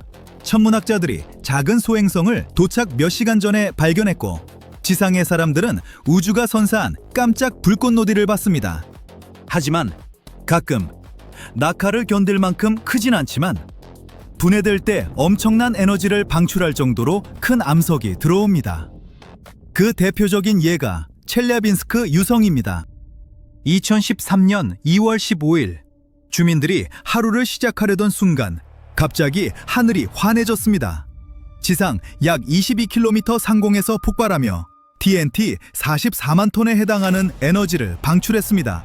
집 크기만한 우주 암석이 초속 약 18km로 지구 대기권에 돌입했고 잠시 SF 영화가 현실이 된 것 같았습니다. 충격파가 약 500제곱킬로미터에 걸쳐 유리창을 깨뜨리고 수천 채의 건물을 손상시켰으며 1,600명 이상이 부상을 입었습니다. 대부분 날아온 유리 파편 때문이었죠. 태양 방향에서 왔기에 어떤 망원경도 감지하지 못했습니다. 놀라운 건 이 정도도 더 큰 소행성이 일으킬 파괴에 비하면 아무것도 아니라는 겁니다. 나사 행성방어 전문가들은 이 유성을 경고이자 경종으로 여깁니다. 이 사건 후 나사와 국제 파트너들은 국제 소행성 경보 네트워크와 행성방어 조정실을 출범시켰습니다. 지구가 다시 기습당하지 않도록 하는 게 이들의 임무입니다. 나사는 의심스러운 소행성을 연구할 신속 대응 임무를 계획 중이고 2029년에 초근적 통과하는 소행성 탐사도 검토하고 있습니다. 우리 행성이 우주 위험에 대비해 정기 건강검진을 받는다고 생각하세요. 살면서 성간 암석에 맞을 확률은 여전히 극히 낮습니다. 하지만 별 사이를 넘어온 암석이 무작위로 충돌한다는 공상과학처럼 보이던 일이 이제 과학적 사실, 최소한 가능성이 됐습니다. 소행성이 충격에 어떻게 반응하는지 더 많이 이해할수록 언젠가 지구를 구할 확률이 높아집니다. 위험한 소행성이 존재하는지 모르면 인류를 보호할 수 없으니까요. 점점 발전하는 장비가 우리에게 시간이라는 이점을 줍니다. 우주 비상사태에서 시간은 모든 것입니다. 이거 들어보세요. 지구가 사실 다른 세계와 연결되는 우주 고속도로 근처에 있을 수도 있대요. 우리 태양이 고대 초신성 폭발로 만들어진 뜨거운 가스로 가득 찬 거대한 거품 한가운데에 있거든요. 그리고 이 거품에는 먼 은하와 연결되는 터널이 있을 가능성이 높아요. 그럼 우주 관광을 개발할 때가 된 걸까요? 자, 알아봅시다. 대부분 우주는 그냥 영원한 어둠 속에 떠다니는 행성들이라고 생각하죠. 하지만 새로운 연구에 따르면 사실이 아닐 수도 있대요. 알고 보니 우리 태양계 전체가 뜨겁고 희박한 가스로 된 거대한 거품 안에 있대요. 그리고 더 흥미로운 게 있어요. 과학자들은 이 물질로 이루어진 이상한 우주 터널이나 통로가 있을 수도 있다고 생각해요. 먼 별들까지 뻗어 있다는 거죠.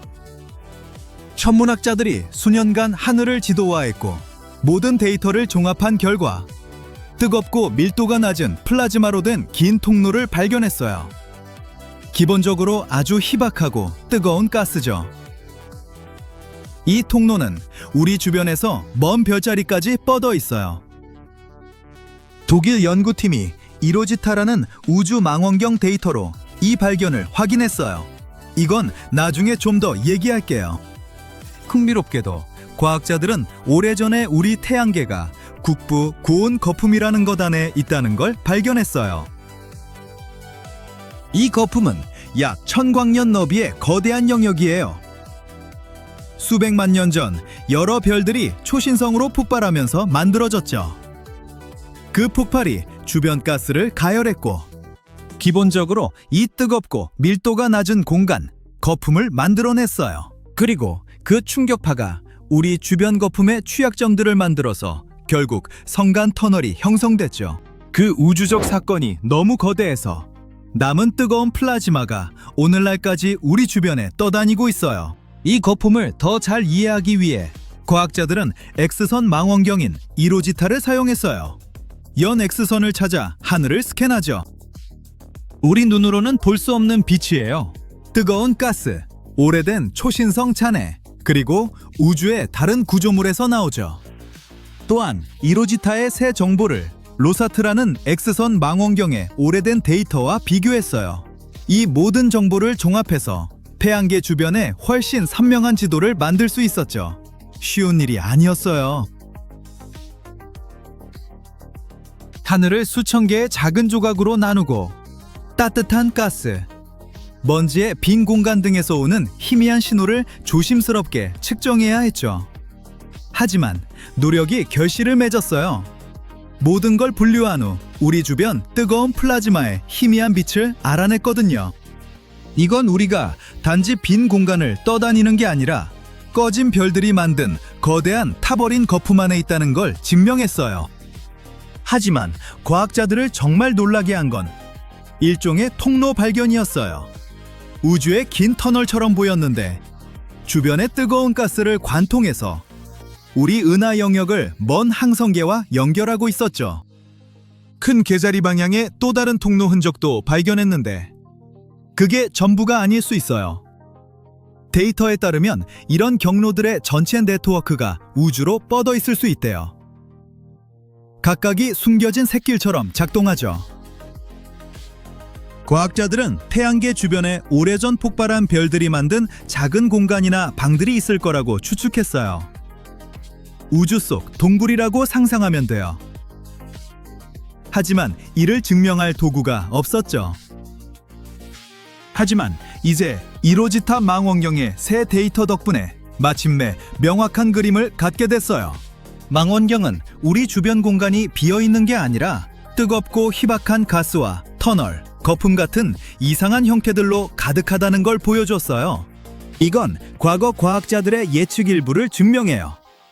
우린 뜨거운 가스의 거대한 거품 안에 살고 있고 그 거품은 길고 밀도가 낮은 통로로 다른 거품들과 연결돼 있죠.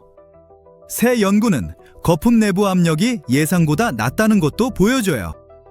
이건 거품이 닫혀있지 않다는 뜻일 수 있어요. 어떤 방향으로는 열려서 뜨거운 가스가 우주의 다른 곳으로 흘러나갈 수 있죠. 요컨대 이 뜨거운 거품은 전혀 단순하지 않아요. 어떤 부분은 열린 통로이고 다른 부분은 막혀있는 것처럼 보이죠. 그 안에 있는 건 숲을 걷는 것과 비슷해요. 어떤 곳은 길이 뚜렷하고 어떤 곳은 나무로 빽빽하죠. 천문학자들이 거품의 큰 부분을 지도화하고 이상한 통로들을 찾았지만 아직 완전히 이해 못하는 게 많아요. 어떤 경로는 연결된 빈 공간들로 이루어진 것 같고 다른 건 완전히 막혀 보여요. 전체 그림을 이해하려면 더 나은 도구와 더 많은 데이터가 필요해요. 더 강력한 X선 망원경, 더 깊은 하늘 스캔, 더 나은 컴퓨터 모델로 우리가 살고 있는 거품의 본질과 구조를 이해할 수 있길 바라요. 숨겨진 통로들의 지도를 만들고 우주선, 먼지, 태양풍에 어떤 영향을 미치는지 알 수 있을 거예요. 망원경 얘기가 나왔으니 거품의 존재를 알아내는데 도움을 준 망원경을 언급해야겠네요. 과학자들은 온 하늘을 덮는 것 같은 저에너지 X선의 희미한 빛을 이해하려 노력해왔어요. 수년간 이 빛이 어디서 오는지 확신하지 못했죠. 그러다 나사가 지원한 DXL 미션이 마침내 이 수수께끼를 푸는데 도움을 줬어요. 연구원들은 1970년대에 처음 로켓에 실린 오래됐지만 신뢰할 수 있는 검출기를 사용했죠. 이 장비로 X선빛 대부분이 우리 주변의 극도로 뜨거운 가스 영역에서 온다는 걸 확인했어요. 그게 국부 고온 거품으로 명명됐어요. 1990년대에 로사트라는 X선 미션이 꽤 좋은 하늘 지도를 만들었는데 놀라운 걸 발견했죠. 해성도 연 X선을 방출한다는 거였어요. 나중에 과학자들은 태양풍, 즉 태양에서 나오는 빠른 입자가 중성원자와 충돌할 때 이런 일이 일어난다는 걸 깨달았어요. 전하 교환이라 불리는 이 과정은 우주 어디서든 일어날 수 있죠. 이 때문에 일부 과학자들은 국부 고온 거품이 정말 X선빛의 주요 원인인지 의심하기 시작했어요. 이를 검증하기 위해 DXL이 2012년 12월 12일 뉴멕시코에서 발사됐어요. 로켓이 지구 대기 위로 약 5분간 날아서 장비들이 우주를 선명하게 볼 수 있었죠. 목표는 전화 교환이 많이 일어날 수 있는 최악의 상황을 관찰하는 거였어요. 현재 우리 태양계는 국부 성간 구름이라 알려진 차가운 가스 구름을 통과하고 있어요. 국부 솜털이라는 별명도 있죠. 귀엽죠? 이 구름의 중성 수소와 헬륨 원자가 매우 빠른 속도로 태양계를 통과해요. 수소는 여러 힘에 쉽게 영향받지만 헬륨은 대부분 태양 중력을 따라요. 이 때문에 헬륨은 집속 원뿔을 형성하는데 지구가 매년 12월에 통과하는 헬륨이 많은 영역이에요. 이 원뿔은 평소보다 중성 원자가 많아서 전하 교환을 찾기에 완벽한 장소예요. 그런데 전하 교환 중에 무슨 일이 일어날까요? 태양콩은 태양의 코로나, 별의 극도로 뜨거운 외층에서 와요. 태양콩의 입자들은 많은 전자를 잃었어요. 이 입자가 중성 원자와 부딪히면 전자를 빼앗을 수 있죠. 빼앗긴 전자가 잠깐 연엑스선을 방출해요. 이렇게 빛이 만들어지죠. 비교를 위해 연구원들은 1990년 로사트 데이터도 살펴봤는데 전하 교환이 약할 헬륨 원뿔 반대 방향에서 찍은 거였어요. 모든 걸 종합해서 연엑스선의 약 40%만 태양계 내부에서 온다는 걸 알아냈어요. 나머지 대부분은 국부 고온 거품에서 오죠. 우리 주변의 거대한 뜨거운 가스 구름이 정말 X선 빛의 주요 원인이라는 뜻이에요. 하지만 우주 은하간 터널 발견으로 돌아가 볼게요. 올려다볼 때 우주가 고요하고 비어 보이지만 사실이 아니라는 귀중한 교훈이에요. 우리 주변 우주에는 실제로 먼지, 플라즈마, 방사선, 자기장, 그리고 신비로운 터널들이 있어요. 이 모든 것들이 섞이고 소용돌이 치면서 우주를 단순한 진공보다 훨씬 복잡하게 만들죠. 우주선이 깊은 우주 공간에서 동력이 다 떨어졌다고 가정해 볼게요. 중력이 없기 때문에 전통적인 의미의 추락은 일어나지 않을 거예요. 뉴턴은 물체가 외부의 힘이 작용하지 않는 한 계속 움직인다고 말한 적이 있습니다. 우리의 경우 이 외력은 중력입니다. 즉, 주변에 중력이 작용하지 않는다면 관성으로 인해 물체는 계속 움직일 거예요. 우리가 궤도를 바꾸거나 어떤 식으로든 조정할 수는 없어도 물체는 계속 그 궤도를 따라 움직일 거예요. 우주선은 깊은 우주를 계속 여행할 것입니다. 거의 영원히요. 적어도 방사선과 우주광선이 그것을 파괴할 때까지, 아니면 소행성 같은 천체가 파괴하지 않는 한 말이죠. 물론 행성이나 별과 같은 중력의 당김을 가진 물체를 만나지 않는다면요. 이 모든 가능성은 우주선의 위치와 궤도에 따라 달라집니다.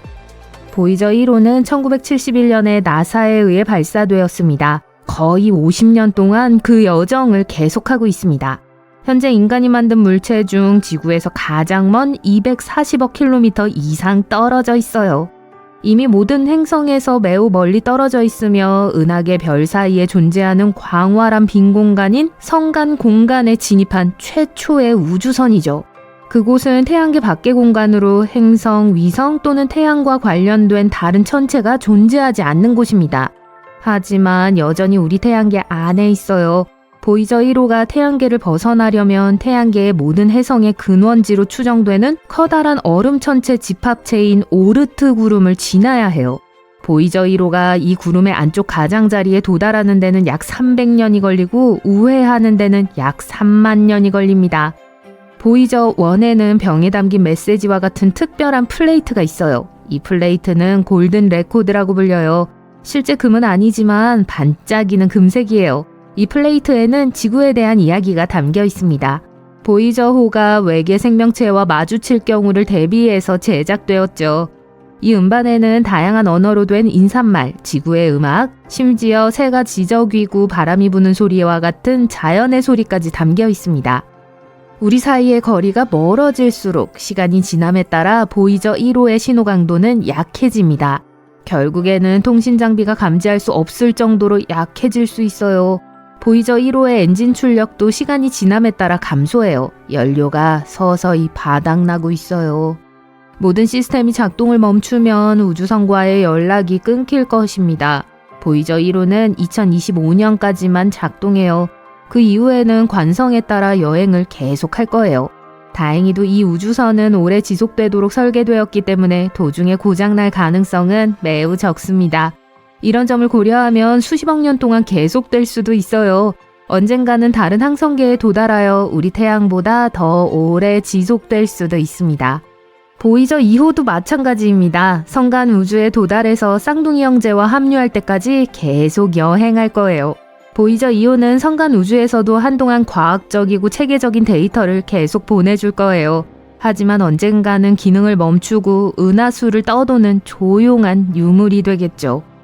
우주선 근처에 중력을 가진 물체가 있으면 피할 수 없는 일이 벌어지는데 바로 우주선이 그 물체 위로 떨어지는 겁니다. 이것이 바로 뉴질랜드 넘어 광활한 남태평양의 우주선 묘지라는 독특한 흥미로운 장소가 있는 이유예요. 공식적으로는 남태평양 무인 해양지대라고 불려요. 모든 섬에서 가장 멀리 떨어져 있는 포인트 니모 근처에 위치해 있어요. 이곳은 임무를 완수하고 수명이 다한 우주선의 마지막 휴식처 역할을 해요. 때로는 이러한 대형 우주선이 너무 무거워서 지구 대기권으로 재진입하는 동안 불타버리는 경우도 있습니다. 이 경우 추락하거나 외딴 바다로 침몰하게 되어 이는 재진입 및 충돌 시 발생할 수 있는 잠재적 위험으로부터 우리를 보호하는 데 도움이 됩니다. 하지만 이곳에는 몇 가지 큰 문제가 있습니다. 과학자들은 이 우주선 묘지가 바다에 미치는 영향에 대해 걱정하고 있습니다. 우주선이 지구로 돌아올 때 종종 화학물질을 유출합니다. 이러한 화학물질 중 하나는 위험한 로켓 물질인 히드라진입니다. 안타깝게도 재진입 중에 완전히 연소되지 않을 수 있어요. 따라서 바다로 유출되어 해양생물뿐만 아니라 인간에게도 위협이 됩니다. 이를 막기 위해 국제적으로 몇 가지 규칙을 만들었습니다. 그러나 특정 우주선이 공동묘지에 진입하는 것이 얼마나 위험한지 파악하는 것은 쉽지 않습니다. 어떤 물질이 대기 중에 유입된 후 얼마나 많은 양이 남는지 확실히 알 수 없기 때문입니다. 추락하지 않은 우주선의 경우 우주의 잔해로 남는 경우가 많습니다.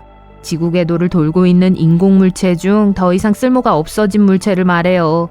또한 매우 위험한데 27,000개가 넘는 우주 쓰레기가 빠른 속도로 지구 궤도를 돌고 있어요. 이 모든 것이 인간과 로봇의 임무를 위험에 빠뜨리고 우주선에 해를 끼쳐요. 앞서 언급했듯이 보통 우주 쓰레기는 우주선을 지구로 가져오는 방식으로 제거해요. 이렇게 하면 빠른 속도와 기압으로 인해 재진입할 때 연소하게 돼요. 이것은 일반적으로 작은 물체에서 작동해요. 스스로 부서지거나 다른 물건과 충돌하거나 폭발하게 하는 등 더 위험한 방법도 있습니다. 이러한 방법은 크기가 작더라도 더 많은 쓰레기를 만들어내기 때문에 좋지 않아요. 그래서 과학자들은 은퇴한 우주선을 처리할 수 있는 새로운 방법을 찾고 있습니다. 예를 들어 그물과 자석팔이 있습니다. 재사용 가능한 우주선이라는 것도 있어요. 2번 이상 사용할 수 있도록 제작된 우주선이죠. 예를 들어 우주 왕복선이나 드림체이서 같은 우주선이나 스페이스X 드래곤 같은 캡슐이 이에 해당해요. 발사하고 궤도를 돌고 지구로 돌아와서 모든 작업을 반복하도록 설계되었죠. 그러나 이러한 우주선과 승객 또는 화물이 귀환하는 동안 안전하게 유지되도록 하는 것이 중요한데 이는 매우 어려운 일이에요. 재사용 가능한 우주선에는 안전하게 지구로 돌아오도록 안내하는 특별한 시스템이 있어요. 예를 들어 우주 왕복선에는 우주선이 우주에서 움직이고 위치를 제어하는 데 도움이 되는 일종의 특수 배낭인 OMS 포드가 있습니다. 스페이스X 드래곤은 자체 엔진이 있어 속도를 늦추고 통제된 방식으로 대기권에 진입할 수 있었습니다. 또한 재진입 시 이를 보호하기 위한 열 차폐막도 있어요. 열 차폐막은 다양한 재질로 만들 수 있지만 여러 번의 비행을 견딜 수 있는 튼튼한 재질이어야 해요. 튼튼하면서도 가벼운 열 차폐막을 만드는 건 다소 어려운 일이죠. 마지막으로 우주선이 활주로에 착륙하려면 날개와 랜딩 기어가 필요해요. 그러면 무게도 증가해요. 리프팅 바디나 우주선의 델타 윙과 같은 일부 디자인은 이러한 부품의 무게를 줄이려고 노력해요. 착륙 후 우주선은 다음 모험을 떠나기 전에 약간의 수리가 필요할 수 있습니다. 이 과정은 최대 1년까지 시간이 걸릴 수 있으며 수리를 마친 우주선을 다시 사용할 수 없는 경우도 있어요. 또한 우주선을 수리하여 폐기하기 전에 다시 사용할 수 있는 횟수에도 제한이 있습니다. 우주선마다 재사용할 수 있는 능력이 다릅니다. 마지막으로 때로는 우주선을 구조하거나 다시 만들어 용도를 변경할 수도 있어요. 보이저 2호는 1978년에 라디오에 약간의 문제가 발생했습니다. 엔지니어들은 백업 시스템을 사용하여 문제를 해결했어요. 그 이후로 40년 넘게 태양계를 탐사하고 있어요. 허블 우주망원경은 모든 우주망원경의 할아버지라고 할 수 있는 가장 유명한 우주망원경입니다. 하지만 1990년 허블 우주망원경은 시작이 불투명했습니다. 예상대로 작업이 전혀 이루어지지 않았고 사진의 해상도가 낮았기 때문이죠. 다행히 우주비행사들은 1993년 우주에서 이 문제를 바로 해결했습니다. 이를 위해 보정 거울을 사용했어요. 이제 우리는 환상적인 우주를 볼 수 있게 됐어요. 보시다시피 최악의 상황에서도 우주선 관련 문제를 해결할 수 있는 다양한 옵션이 있습니다. 이 순간을 위해 수년간 훈련해왔습니다. 이제 준비됐어요? 여러분은 문턱에 서 있습니다. 심호흡을 하고 용감하게 문을 엽니다. 국제 우주정거장 밖으로 나와 광활한 우주로 뛰어내려요. 이건 질리지 않네. 송식이 장치를 통해 말합니다. 우주를 이동할 때마다 깃털처럼 가벼워집니다. 물론 우주복은 빼고요. 언젠가 어떤 남자가 말한 것이 사실입니다. 우주복은 몸의 움직임을 20% 제한한다고요. 즉 우주 공간에서 서툴게 움직일 확률이 20% 더 높다는 뜻인데 결코 좋은 확률은 아닙니다. 우주 유영 중에는 실수가 별로 허락되지 않아요. 드디어 도킹포트에 도착했습니다. 주변을 둘러보니 정거장의 수리가 필요한 부분이 보여요. 이곳은 다른 우주 왕복선이 지구나 다른 행성에서 올 때 도킹하는 곳입니다. 약 일주일 전 목성에서 온 우주 왕복선이 착륙을 잘못 계산해서 포트의 일부가 파손됐어요. 새 보호막을 우주복 벨트에 부착했습니다. 이제 정거장에 나사로 고정하기만 하면 돼요. 이 작업을 위해 수중에서 몇 시간 동안 훈련했습니다. 필요한 훈련을 받기 위해 수영장 안에서 무겁고 덥고 불편한 수트를 입었어요. 들어온다! 사라가 송시기를 통해 외칩니다. 터무니없이 빠른 우주 파편 폭풍이 방심할 틈도 없이 다가와서 무슨 일인지 물어볼 겨를도 없습니다. 주변의 모든 것이 흔들립니다. 여러분은 안전을 지켜주는 스트랩을 꽉 붙잡으려고 노력해요. 하지만 안 돼! 파편이 헬멧 보호막에 부딪힙니다. 들어와요, 밥. 괜찮아요? 무전기를 통해 사라가 묻습니다. 충돌로 인해 약간의 충격을 받았지만 모든 것이 괜찮아 보여요. 운석은 사라졌으니 이제 작업에 집중할 수 있습니다.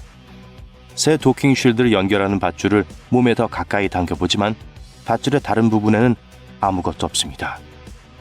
이런... 혼자 생각합니다. 들어와 사라. 쉴드를 잃어버렸다. 반복한다. 쉴드를 잃어버렸다. 매우 심각한 상황이에요. 여러분도 알고 계실 거예요. 우주로 떨어지는 모든 물체는 국제 우주정거장이나 다른 우주선과의 충돌 경로에 들어갈 수 있습니다. 훈련을 기억하려고 노력하지만 머릿속이 하얘집니다. 여자친구가 좋아하는 도자기 항아리를 깨트렸을 때보다 더 끔찍한 일이에요. 우주선에 함께 탑승한 다른 우주비행사 사라가 송시를 통해 외칩니다. 안 돼, 밥. 네가 한 일이 아니라고 말해줘. 이건 완전 재앙이라고 밖으로 나갈게. ISS 아래에서 쉴드를 발견합니다. 중형 자동차 문 정도의 크기로 꽤 빠르게 움직이고 있어요. 이 시나리오에서 일어날 수 있는 일은 쉴드가 지구로 다시 내려와 대기권에 진입할 수 있다는 것입니다. 내려오는 도중에 불이 붙고 분해되겠지만 어쨌든 나사와 여러분에게 꽤나 안 좋은 일이 되겠죠. 다른 옵션은 자동차 문 크기의 방패가 추진력을 얻어 궤도를 돌다가 ISS와 여러분을 타격하는 겁니다. 또는 비슷한 궤도에 있는 다른 위성이 충돌할 수도 있어요. 문제는 이렇습니다. 우주가 무한한 공허함이라고 생각했다면 그건 잘못 생각한 거예요. 여러 나라에서 우주를 여행할 수 있을 만큼 강력한 장비를 개발하기 시작한 이래로 우주는 그 어느 때보다 붐비고 있습니다. 사람 때문이 아니고요. 인공위성, 소행성, 우주 쓰레기로 가득 찼어요. 지구가 매일 운석 소나기를 받는다는 사실을 아시면 놀라실 거예요. 하지만 운석은 너무 작아서 지구 표면에 그 누구도 알아채지 못합니다. 보통 땅에 떨어지기 전에 잿더미로 변해요. 하지만 그게 다가 아닙니다. 이번 임무에서 방금 여러분에게 일어난 일은 이전에도 여러 차례 있었던 일입니다. 우주 비행사들은 우주 공간에서 계속 물건을 잃어버려요. 그래서 나사는 부주의하게 떠다니는 모든 쓰레기의 궤도를 추적하고 모니터링하는 부서를 만들어야 했습니다. 우주의 소프트볼 크기의 파편이 23,000개가 넘게 떠돌아다닌다면 믿으시겠어요? 더 작은 물체까지 포함하면 그 수는 50만 개까지 늘어납니다. 안전장치를 풀고 아무런 보호장치 없이 우주 공간을 위험하게 탐험하려던 찰나 사라가 먼저 도착한 것을 발견합니다. 사라가 혼자서 이 일을 하도록 내버려둘 수 없어 함께 가기로 결심해요. 참고로 이건 여러분이 지금까지 받은 모든 나사 핸드북과 훈련에 위배되는 행동입니다. 하지만 여러분은 공상과학 영화에서나 통하는 일이라면 우리도 할 수 있을 거야 라고 생각하죠. 그게 사실과는 거리가 멀다는 건 누구나 알고 있지만요. 사라는 파편 보호막 가까이 있습니다. 하지만 그녀의 몸무게 때문에 완전히 다른 방향으로 궤도를 돌게 돼요. 좋아 라고 혼자서 생각합니다. 이제 영웅이 되어 빛을 발할 차례예요. 물속에서처럼 발을 움직여보지만 우주에는 마찰이 없습니다. 고장난 장비를 구출하기 위해 접영을 할 수도 없어요. 사라에게 연락을 시도했지만 그녀는 응답하지 않습니다. 이제 혼자서 해야겠군요. 어떤 이유에서인지 여러분은 떠다니는 자동차 문 보호막과 비슷한 경로로 궤도를 돌기 시작합니다. 아마도 짐이 너무 많아서 그런 것 같아요. 아니면 그날 아침 먹은 보리또 때문일 수도 있고요. 영화 그래비티의 조지 클루니가 된 것 같은 기분이 듭니다. 아니, 더 나아가 스타워즈 오비완 케노비가 된 기분일 수도 있어요. 네, 지금 여러분은 제다이처럼 강하고 강력한 기분을 느끼고 있습니다. 우주 파편과 부드럽게 충돌하기를 바라며 두 손을 몸 앞으로 쭉 뻗어요. 그리고 셋, 둘, 하나. 착륙에 성공했습니다. 농담이지만 정말 우주 잔해에 도킹하는데 성공했어요. 만세! 이제 어쩌지 하고 생각합니다. 계획을 조금 더 검토했어야 하는 건데 말이죠. 여전히 파편을 조정할 방법이 없습니다. 이제 관제센터에 연락해 물체와 자신이 어딘가로 가고 있다고 말할 방법도 없어요.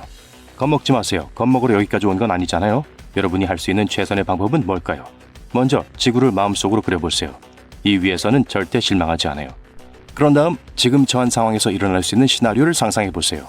정상적인 체중으로는 지구 궤도를 벗어나기엔 충분하지 않습니다. 만약 이런 일이 발생한다면 금성 궤도로 진공청소기처럼 빨려 들어가 엄청난 열기를 느끼며 불쾌한 시간을 보내게 될 거예요. 그리스 신화에서 금성은 사랑을 상징하지만 금성 가까이 궤도를 도는 것은 사랑스럽지 않다는 것은 여러분도 잘 알고 계실 겁니다. 너무 가까이 접근하면 우주복이 열을 견디지 못하기 때문이죠. 우주복은 최고 121도 정도까지만 견딜 수 있도록 만들어져 있습니다. 그리고 금성의 대기는 371도까지 가열될 수 있어요. 하지만 솔직히 최악의 시나리오는 그보다 훨씬 간단합니다. 우주복이 귀, 코, 입을 물에 빠뜨릴 수도 있어요. 네, 이런 일은 여러분보다 앞서 우주 유영을 떠났던 우주 비행사들에게도 일어났던 일입니다. 우주복을 차갑고 시원하게 유지하기 위해 우주복은 냉각 시스템을 구성하는 3.8리터 분량의 물에 의존하는데요. 이 시스템은 재활용된 공기를 헬멧 뒤쪽으로 보내야 하는데 가끔 새는 경우가 있습니다. 그리고 광활한 벌판 한가운데에 고립되어 있다면 피할 수 있는 곳이 없죠. 하지만 잠깐, 수평선의 저게 뭐죠? 모듈형 우주선입니다. 소리를 질러보지만 헬멧 밖에서는 아무것도 들을 수 없어요. 손을 흔들어 봅니다. 우주선이 바로 여러분을 향해 오고 있네요. 드디어 찾았네. 생각보다 오래 걸렸어. 사라가 말했습니다. 분명히 그녀는 여러분이 우주 미아가 되기 전에 여러분을 찾기 위해 제때 우주 정거장으로 돌아갔던 모양이에요. 이 작은 모험 때문에 우주 비행사 점수를 좀 잃게 될 것 같은데? 라고 여러분은 말합니다. 물론 그럴 거예요. 우주를 사랑하는 여러분, 올해 밝혀진 천체의 비밀에 대해 알아볼게요. 거대한 별부터 유기 분자까지 올해는 천문학자들에게 멋진 한 해였어요. 여러분이 놓쳤을지도 모를 2023년의 흥미진진한 소식들을 지금 바로 만나보세요. 우선 진정한 우주 괴물이 발견됐어요. 밤하늘을 올려다보면 그냥 큰 별이 아니라 엄청나게 거대한 별이 보인다고 상상해보세요. 과학자들은 제임스 웹 우주망원경이라는 특수 망원경을 사용하여 우주의 초창기를 탐험해왔습니다. 그리고 그 모험 중에 과학자들은 우리 태양보다 10,000배나 큰 고대 별들을 우연히 발견했습니다. 네, 맞아요. 10,000배. 거대한 별들은 수십억 년 전에 우주에서 가장 먼저 형성된 별들이었어요. 구상성단을 각 그룹이 무려 10만 명에서 100만 명에 이르는 구성원으로 이루어진 거대한 우주 집합체라고 상상해보세요. 이 성단은 모든 별이 거의 같은 시기에 태어나는 거대한 가족 모임과 같습니다. 그렇다면 새로 발견된 이 괴물들의 특별한 이유는 무엇일까요? 그 이유는 바로 중심부인 핵이 오늘날 별에서 볼 수 있는 것보다 훨씬 더 뜨겁기 때문입니다. 과학자들은 이 강렬한 열이 매우 높은 온도에서 많은 양의 수소가 연소되기 때문일 수 있다고 생각합니다. 마치 은하계 바베큐 파티를 하는 것 같아요. 이 구상성단에서는 흥미로운 일이 일어납니다. 작은 별들은 초질량 별과 충돌하여 마치 파워업과 같은 추가 에너지를 얻습니다. 하지만 이 성단의 대부분은 이제 늙어가고 있으며 초질량 별은 오래전에 사라졌습니다. 우리는 오늘날 우리가 관측하는 성단에서 그 존재의 힌트만 볼 수 있습니다. 과학자들은 그 웅장한 존재의 신비한 흔적만으로 초질량 성단을 연구하죠. 이 괴물별의 발견은 우주에 대한 우리의 이해에 매우 중요합니다. 과학자들이 더 많은 증거를 수집하여 그 존재를 확인할 수 있다면 이는 큰 돌파구가 될 겁니다. 구상성당과 초질량별이 일반적으로 어떻게 형성되는지에 대해 더 많이 알게 될 거예요. 하지만 이건 2023년의 흥미로운 발견 중 하나일 뿐이에요. 다음 발견은 좀 슬퍼요. 토성을 멋지게 보이게 하는 아름다운 골이 아시나요? 그런데 천문학적으로 볼 때 머지않은 미래에 사라질지도 모른다고 합니다. 2004년부터 2017년까지 토성을 탐사한 나사의 카시니 탐사선은 고리에 대한 흥미로운 데이터를 수집했습니다. 카시니가 토성 사이에서 멋진 기동을 펼쳤던 그랜드 피날레 기간 동안 과학자들은 놀라운 사실을 발견했어요. 고리가 매 초마다 엄청난 양의 질량을 잃고 있었다는 사실이죠. 즉, 이 웅장한 후광은 기껏해야 수억 년 정도만 더 지속될 것이라는 뜻입니다. 인간에게는 긴 시간처럼 보일 수 있지만 우주의 거대한 계획에서 보면 눈 깜짝할 사이에 지나가는 시간이에요. 중요한 건 토성의 고리 같은 거대한 고리가 영원히 지속되지 않는다는 사실을 알게 되었다는 거죠. 결국엔 사라져요. 적어도 우리는 이 순간을 놓치지 않을 겁니다. 과학자들은 토성의 고리가 사라지면 어떤 일이 일어날지에 대한 재밌는 이론을 가지고 있어요. 천왕성과 목성처럼 태양계의 다른 얼음과 가스로 이루어진 거대 행성들도 한때 거대한 고리를 가지고 있었을 것이라고 생각해요. 그러나 시간이 지남에 따라 그 고리는 닳아 없어져 현재 천왕성과 같은 얇고 가느다란 소행성띠처럼 되었을 거예요. 토성의 고리는 대부분 얼음으로 이루어져 있지만 암석 먼지도 뿌려져 있습니다. 이 먼지는 소행성과 아주 작은 운석이 천체와 충돌하여 부서지면서 생긴 거예요. 마치 얼음 입자와 우주 파편으로 이루어진 눈보라와 같죠. 이 연구는 또한 토성의 고리가 행성 자체가 형성된 지 오랜 시간 후에 나타났다는 사실을 밝혀냈습니다. 공룡이 지구를 돌아다녔을 때에도 형성되고 있었던 거죠. 따라서 천문학적 나이로 보면 실제로 수억 년밖에 되지 않는 아주 어린 나이에 불과합니다. 이 발견은 토성의 과거에 이 놀라운 얼음 원반을 만들기 위해 극적인 일이 일어났음을 의미하기 때문에 과학자들이 모두 흥분하고 있습니다. 그러나 이것은 풀어야 할 미스테리입니다. 과학자들은 고리가 형성된 정확한 원인과 고리가 숨막히게 멋진 구조를 가진 이유를 알아내고 싶어요. 알아낼 수 있길 바랍니다. 좀 더 낙관적인 소식으로 넘어가자면 또 다른 흥미로운 우주 소식이 있어요. 최근 과학자들이 우주에서 가장 먼 은하 중 하나를 연구하던 중 놀라운 사실을 발견했는데요. 바로 유기분자였습니다. 문제의 은하계는 SPT0418-47이라는 긴 이름을 가지고 있습니다. 이 은하는 지구에서 120광년 이상 떨어져 있어요. 그 거리가 상상이 되시나요? 복잡한 유기분자가 발견된 지금까지 알려진 가장 먼 은하예요. 그렇기 때문에 이 은하를 보는 것은 우주가 아직 아기였을 때의 것을 보는 것과 같습니다. 우리는 지금 이 은하가 어떻게 생겼는지 전혀 모릅니다.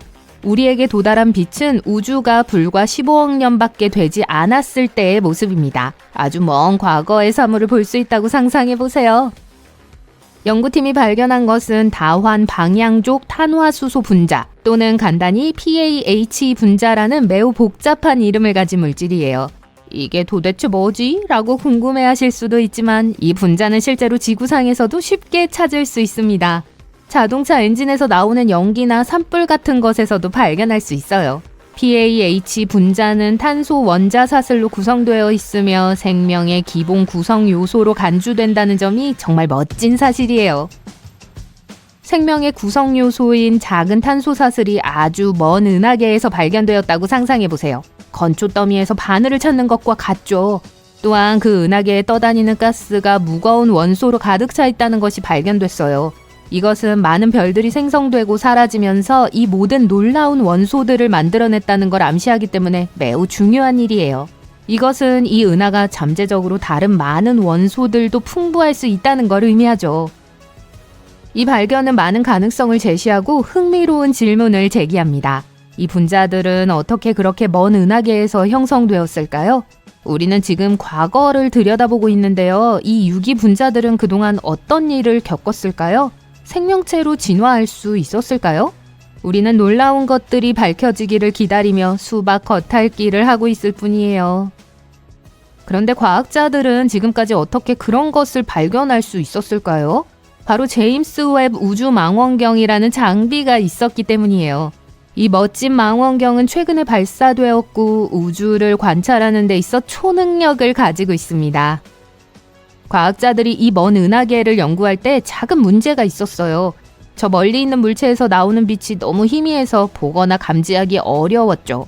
그런데 이 문제를 해결할 수 있는 기발한 아이디어가 있었어요. 자연의 특별한 돋보기와 같은 중력 렌즈라는 것을 사용했습니다. 사진 촬영처럼 두 은하가 완벽하게 일렬로 늘어서 있다고 상상해 보세요. 멀리 있는 은하, 즉 배경 은하의 빛이 우리를 향해 이동합니다. 하지만 그 여정에서 빛은 가까이 있는 은하를 거대한 우주 렌즈처럼 통과합니다.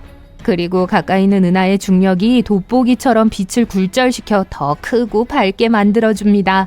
마치 망원경에 우주 줌 렌즈가 있는 것과 같아요. 이 빛의 굴곡은 아인슈타인 골이라고 불리는 매우 멋진 모양을 만들어내요. 마치 전경 은하를 둘러싼 후광이나 빛의 고리와 같습니다. 기본적으로 자연이 마법의 힘을 과시하는 방식이죠. 중력 렌즈와 이 아름다운 아인슈타인 고리를 통해 과학자들은 멀리 있는 물체를 더 선명하게 볼 수 있고 우주에 대한 놀라운 사실을 배울 수 있습니다. 그 덕분에 초기 은하계에 숨겨진 화학적 상호작용을 밝혀낼 수 있었습니다. 놀랍죠? 과학자들은 이 발견에 대해 흥분을 감추지 못하고 있어요. 엄청나게 먼 은하계에서 이렇게 복잡한 유기 분자를 발견할 거라고 전혀 예상하지 못했기 때문이죠. 누가 알겠어요? 어쩌면 이것은 스릴 넘치는 우주여행의 시작에 불과할지도 몰라요. 그러니까 동료 우주탐험가 여러분, 계속 별을 주시하세요. 우주는 놀라움으로 가득하며 또 어떤 놀라운 발견이 우리를 기다리고 있을지 모르니까요. 앞으로 더 많은 것을 배울 수 있기를 기대해 주세요. 휴스턴 좋은 소식이 있습니다. 우주로 떠나는 최초의 상업적 휴가에 탑승한 엄성된 승객들을 인터뷰 중입니다. 미 항공우주국에서 여러분에게 설문조사를 보냈습니다. 우주모험을 떠날 때 여러분은 무엇을 챙길지 조사하고자 합니다. 답변에 따라 여러분이 선발될 수도 있어요. 이제 그 목록을 함께 살펴보면 어떨까요? 연필, 전 생각도 못했지만 말이 되네요. 전설에 따르면 미국은 우주에서 작동하는 펜을 디자인하기 위해 수백만 달러를 썼다고 합니다.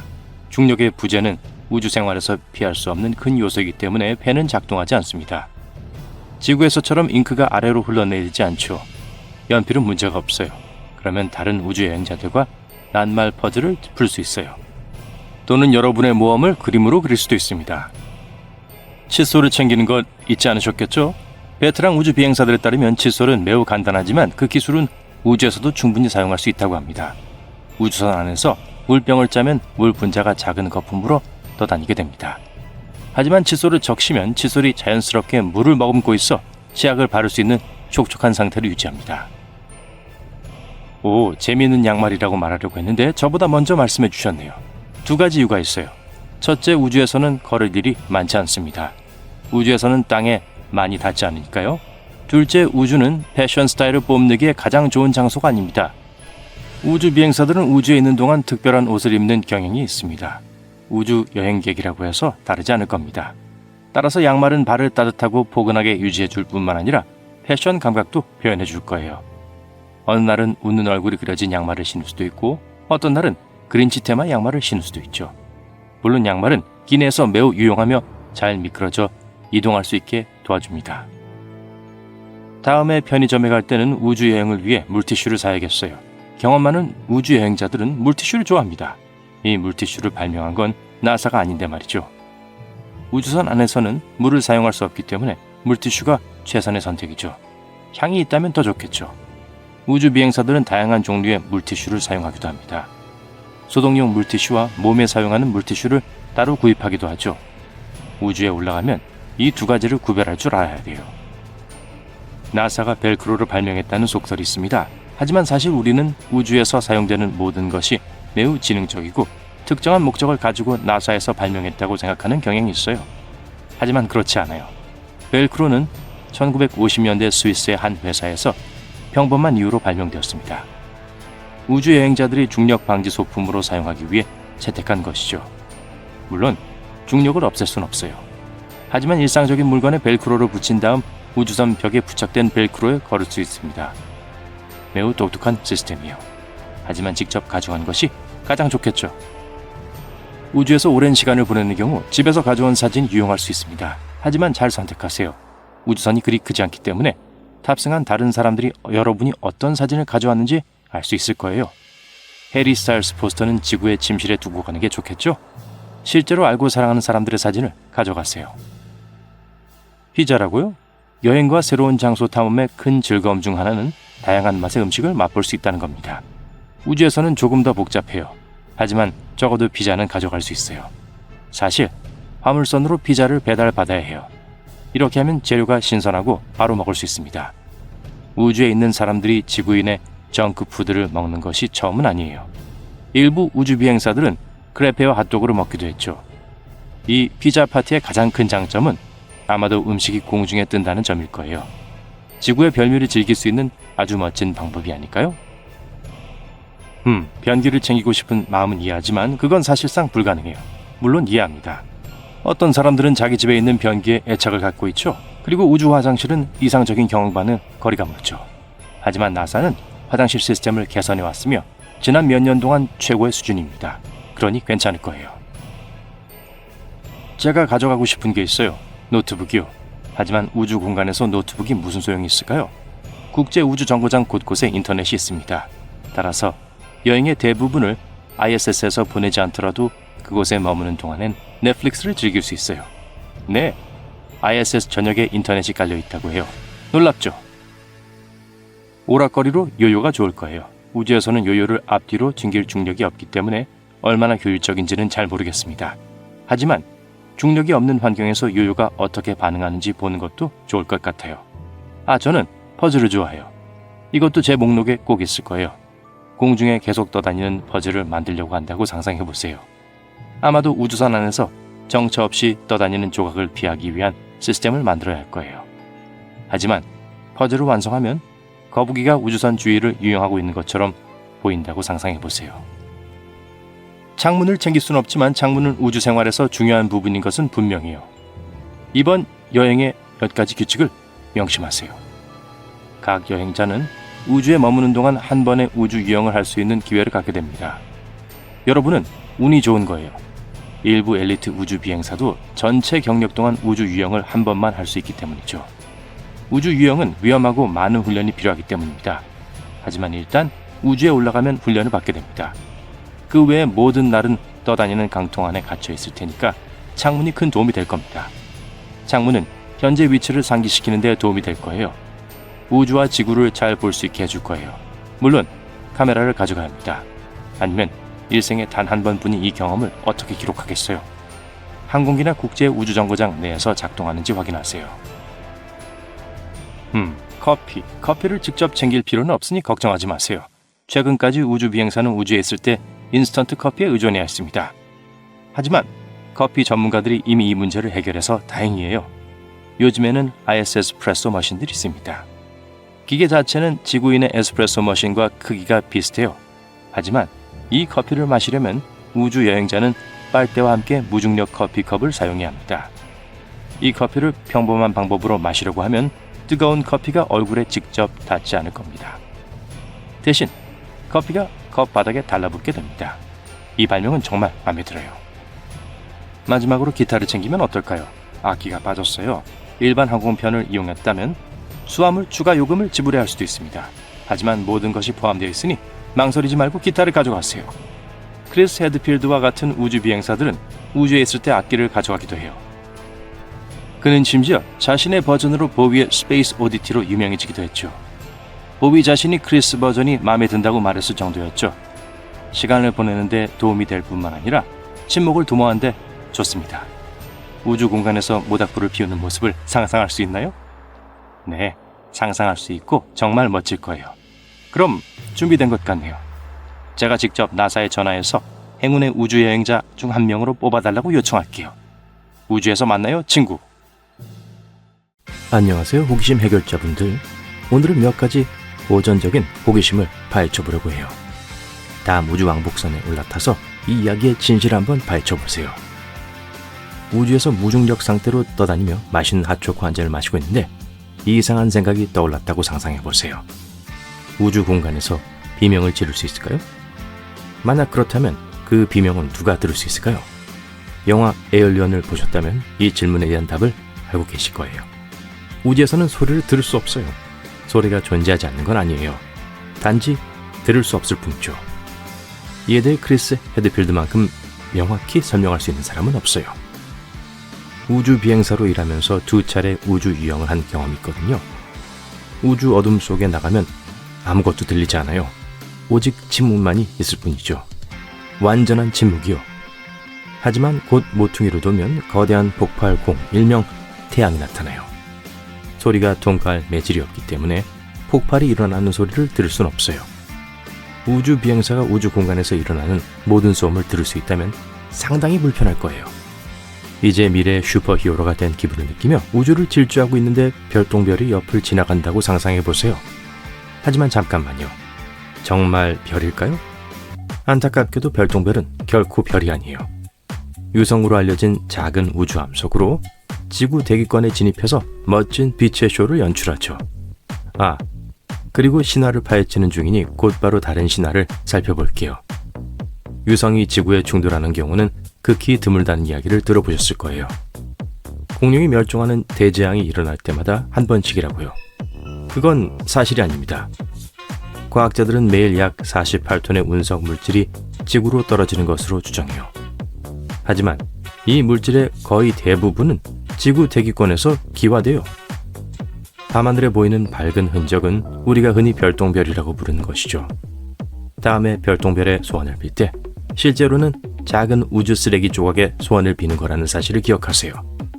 결국 그렇게 낭만적이지 않아요. 열기구를 타고 성층권으로 날아갈 수 있을까요? 없을까요? 분명히 가능해요. 지구의 성층권은 지상에서 비교적 가까운 곳에서 시작돼요. 지구 표면 약 11에서 12km 상공에서 시작되죠. 하지만 성층권은 멀리까지 이어져요. 만약 열기구를 타고 성층권까지 날아간다면 장비가 정말 좋은 건지 확인해야 돼요. 높이 올라갈수록 공기가 희박해지기 때문에 특수 슈트와 호흡 장치가 필요해요. 물론 끝까지 올라가면 지구의 공률을 사진으로 찍어야죠.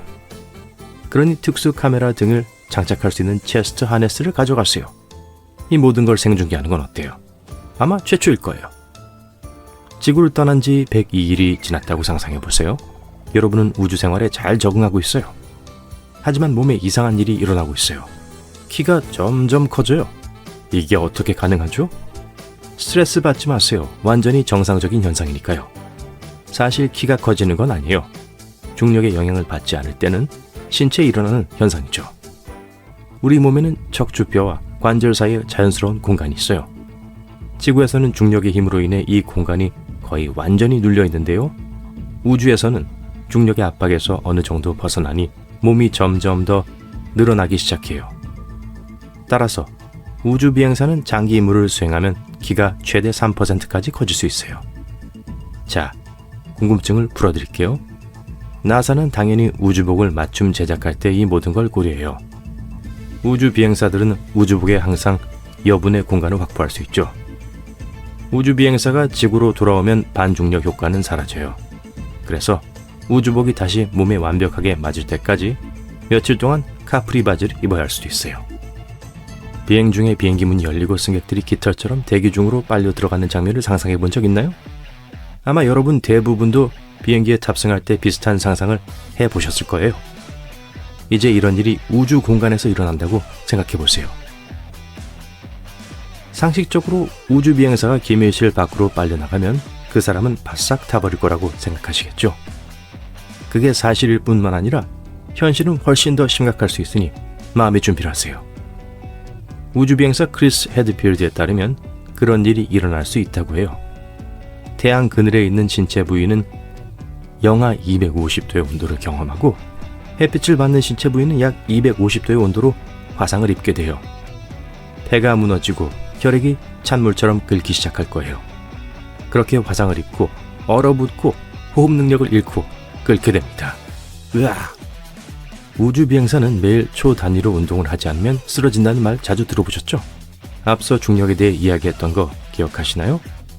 우주 공간에는 중력이 없기 때문에 우리 몸은 무거운 일을 할 필요가 없어요. 몸통이 머리의 무게를 지탱할 필요가 없죠. 그리고 우주 공간에서는 기본적으로 걷는 것이 없기 때문에 다리를 움직이려고 노력할 필요도 없어요. 이제 6개월 또는 1년 동안 그렇게 생활한다고 상상해 보세요. 근육이 젤리로 변할 수도 있어요. 우주 비행사들은 그래서 운동을 해요. 몸을 묶고 러닝머신에서 달리기도 하고요. 특수기에서 역도를 하기도 해요. 이렇게 하면 근육이 중력 부족을 너무 많이 느끼지 않게 돼요. 하지만 수분을 계속 섭취해야 돼요. 제가 우주 비행사라면 아주 부드러운 물병을 우주로 가져갈 수 있는지 나사에 물어보고 싶네요. 우주 공간에서 탄 스테이크 냄새가 난다는 말을 들어본 적이 있을 거예요. 아니면 바비큐 소스 냄새도요. 터무니없게 들리겠지만 이 속설은 거짓이라기보단 사실에 가까워요. 우주 비행사는 헬멧을 벗을 수 없기 때문에 우주에 있을 때는 분명히 우주 냄새를 맡을 수 없어요. 우주선이 도킹하고 해치를 열면 보통 우주 냄새를 맡게 되죠. 이 냄새의 원인은 우주에 떠다니는 탄화수소 때문인 것으로 밝혀졌어요. 누가 생각이나 했겠어요? 똑똑한 여러분, 하나만 물어볼게요. 우주 비행사가 빛의 속도로 비행하면 단 1초도 늙지 않을 거라고 생각하세요? 안 된다고 할 줄 알았어요. 몇 가지를 정리해 봅시다. 우선 우리는 빛의 속도로 우주선을 작동하는 방법을 아직 알아내지 못했어요. 그러려면 엄청난 양의 에너지가 필요한데 아직 그럴 만한 기술이 없어요. 둘째, 빛의 속도로 여행하는 우주선 안에 인간을 보낼 수 있다고 해도 그 사람은 여전히 노화할 거예요. 지구에 남아있는 사람들과는 다른 노화를 겪게 될 테지만 여전히 나이를 먹겠죠. 여러분은 정말 불멸 같은 게 있다고 생각하세요? 글쎄요, 아바타 1을 보셨다면 인간이 판도라에 도착할 수 있었던 것은 냉동 수면 상태였기 때문이라는 사실을 기억하실 거예요. 다시 말해, 그들은 몸을 얼려 냉동 침대에 넣고 수년 동안 노화하지 않고 여행했어요. 네, 정말 놀랍게 들리네요. 하지만 우리에게는 아직 그럴 수 있는 기술이 없어요. 우리 몸은 주로 물로 구성되어 있잖아요. 그리고 물을 얼리면 팽창해요. 그래서 탄산음료 캔을 냉동실에 방치하면 안 되는 거고요. 지금 당장 사람의 몸을 얼리면 내부의 수분이 팽창할 거예요. 조직과 장기에 해를 끼칠 수 있죠. 따라서 성간 여행에서 냉동 수면을 취할 순 없어요. 적어도 아직은요. 좀 황당한 생각이 있는데요. 우주 비행사가 우주 비행을 할 때 드론을 가지고 간다면 어떻게 될까요? 나사에서 설계한 드론이 아니라면 우주복 없이 우주로 나가면 인간처럼 얼어서 타버릴 수도 있어요. 하지만 사람이라면 꿈은 꿔볼 수 있잖아요.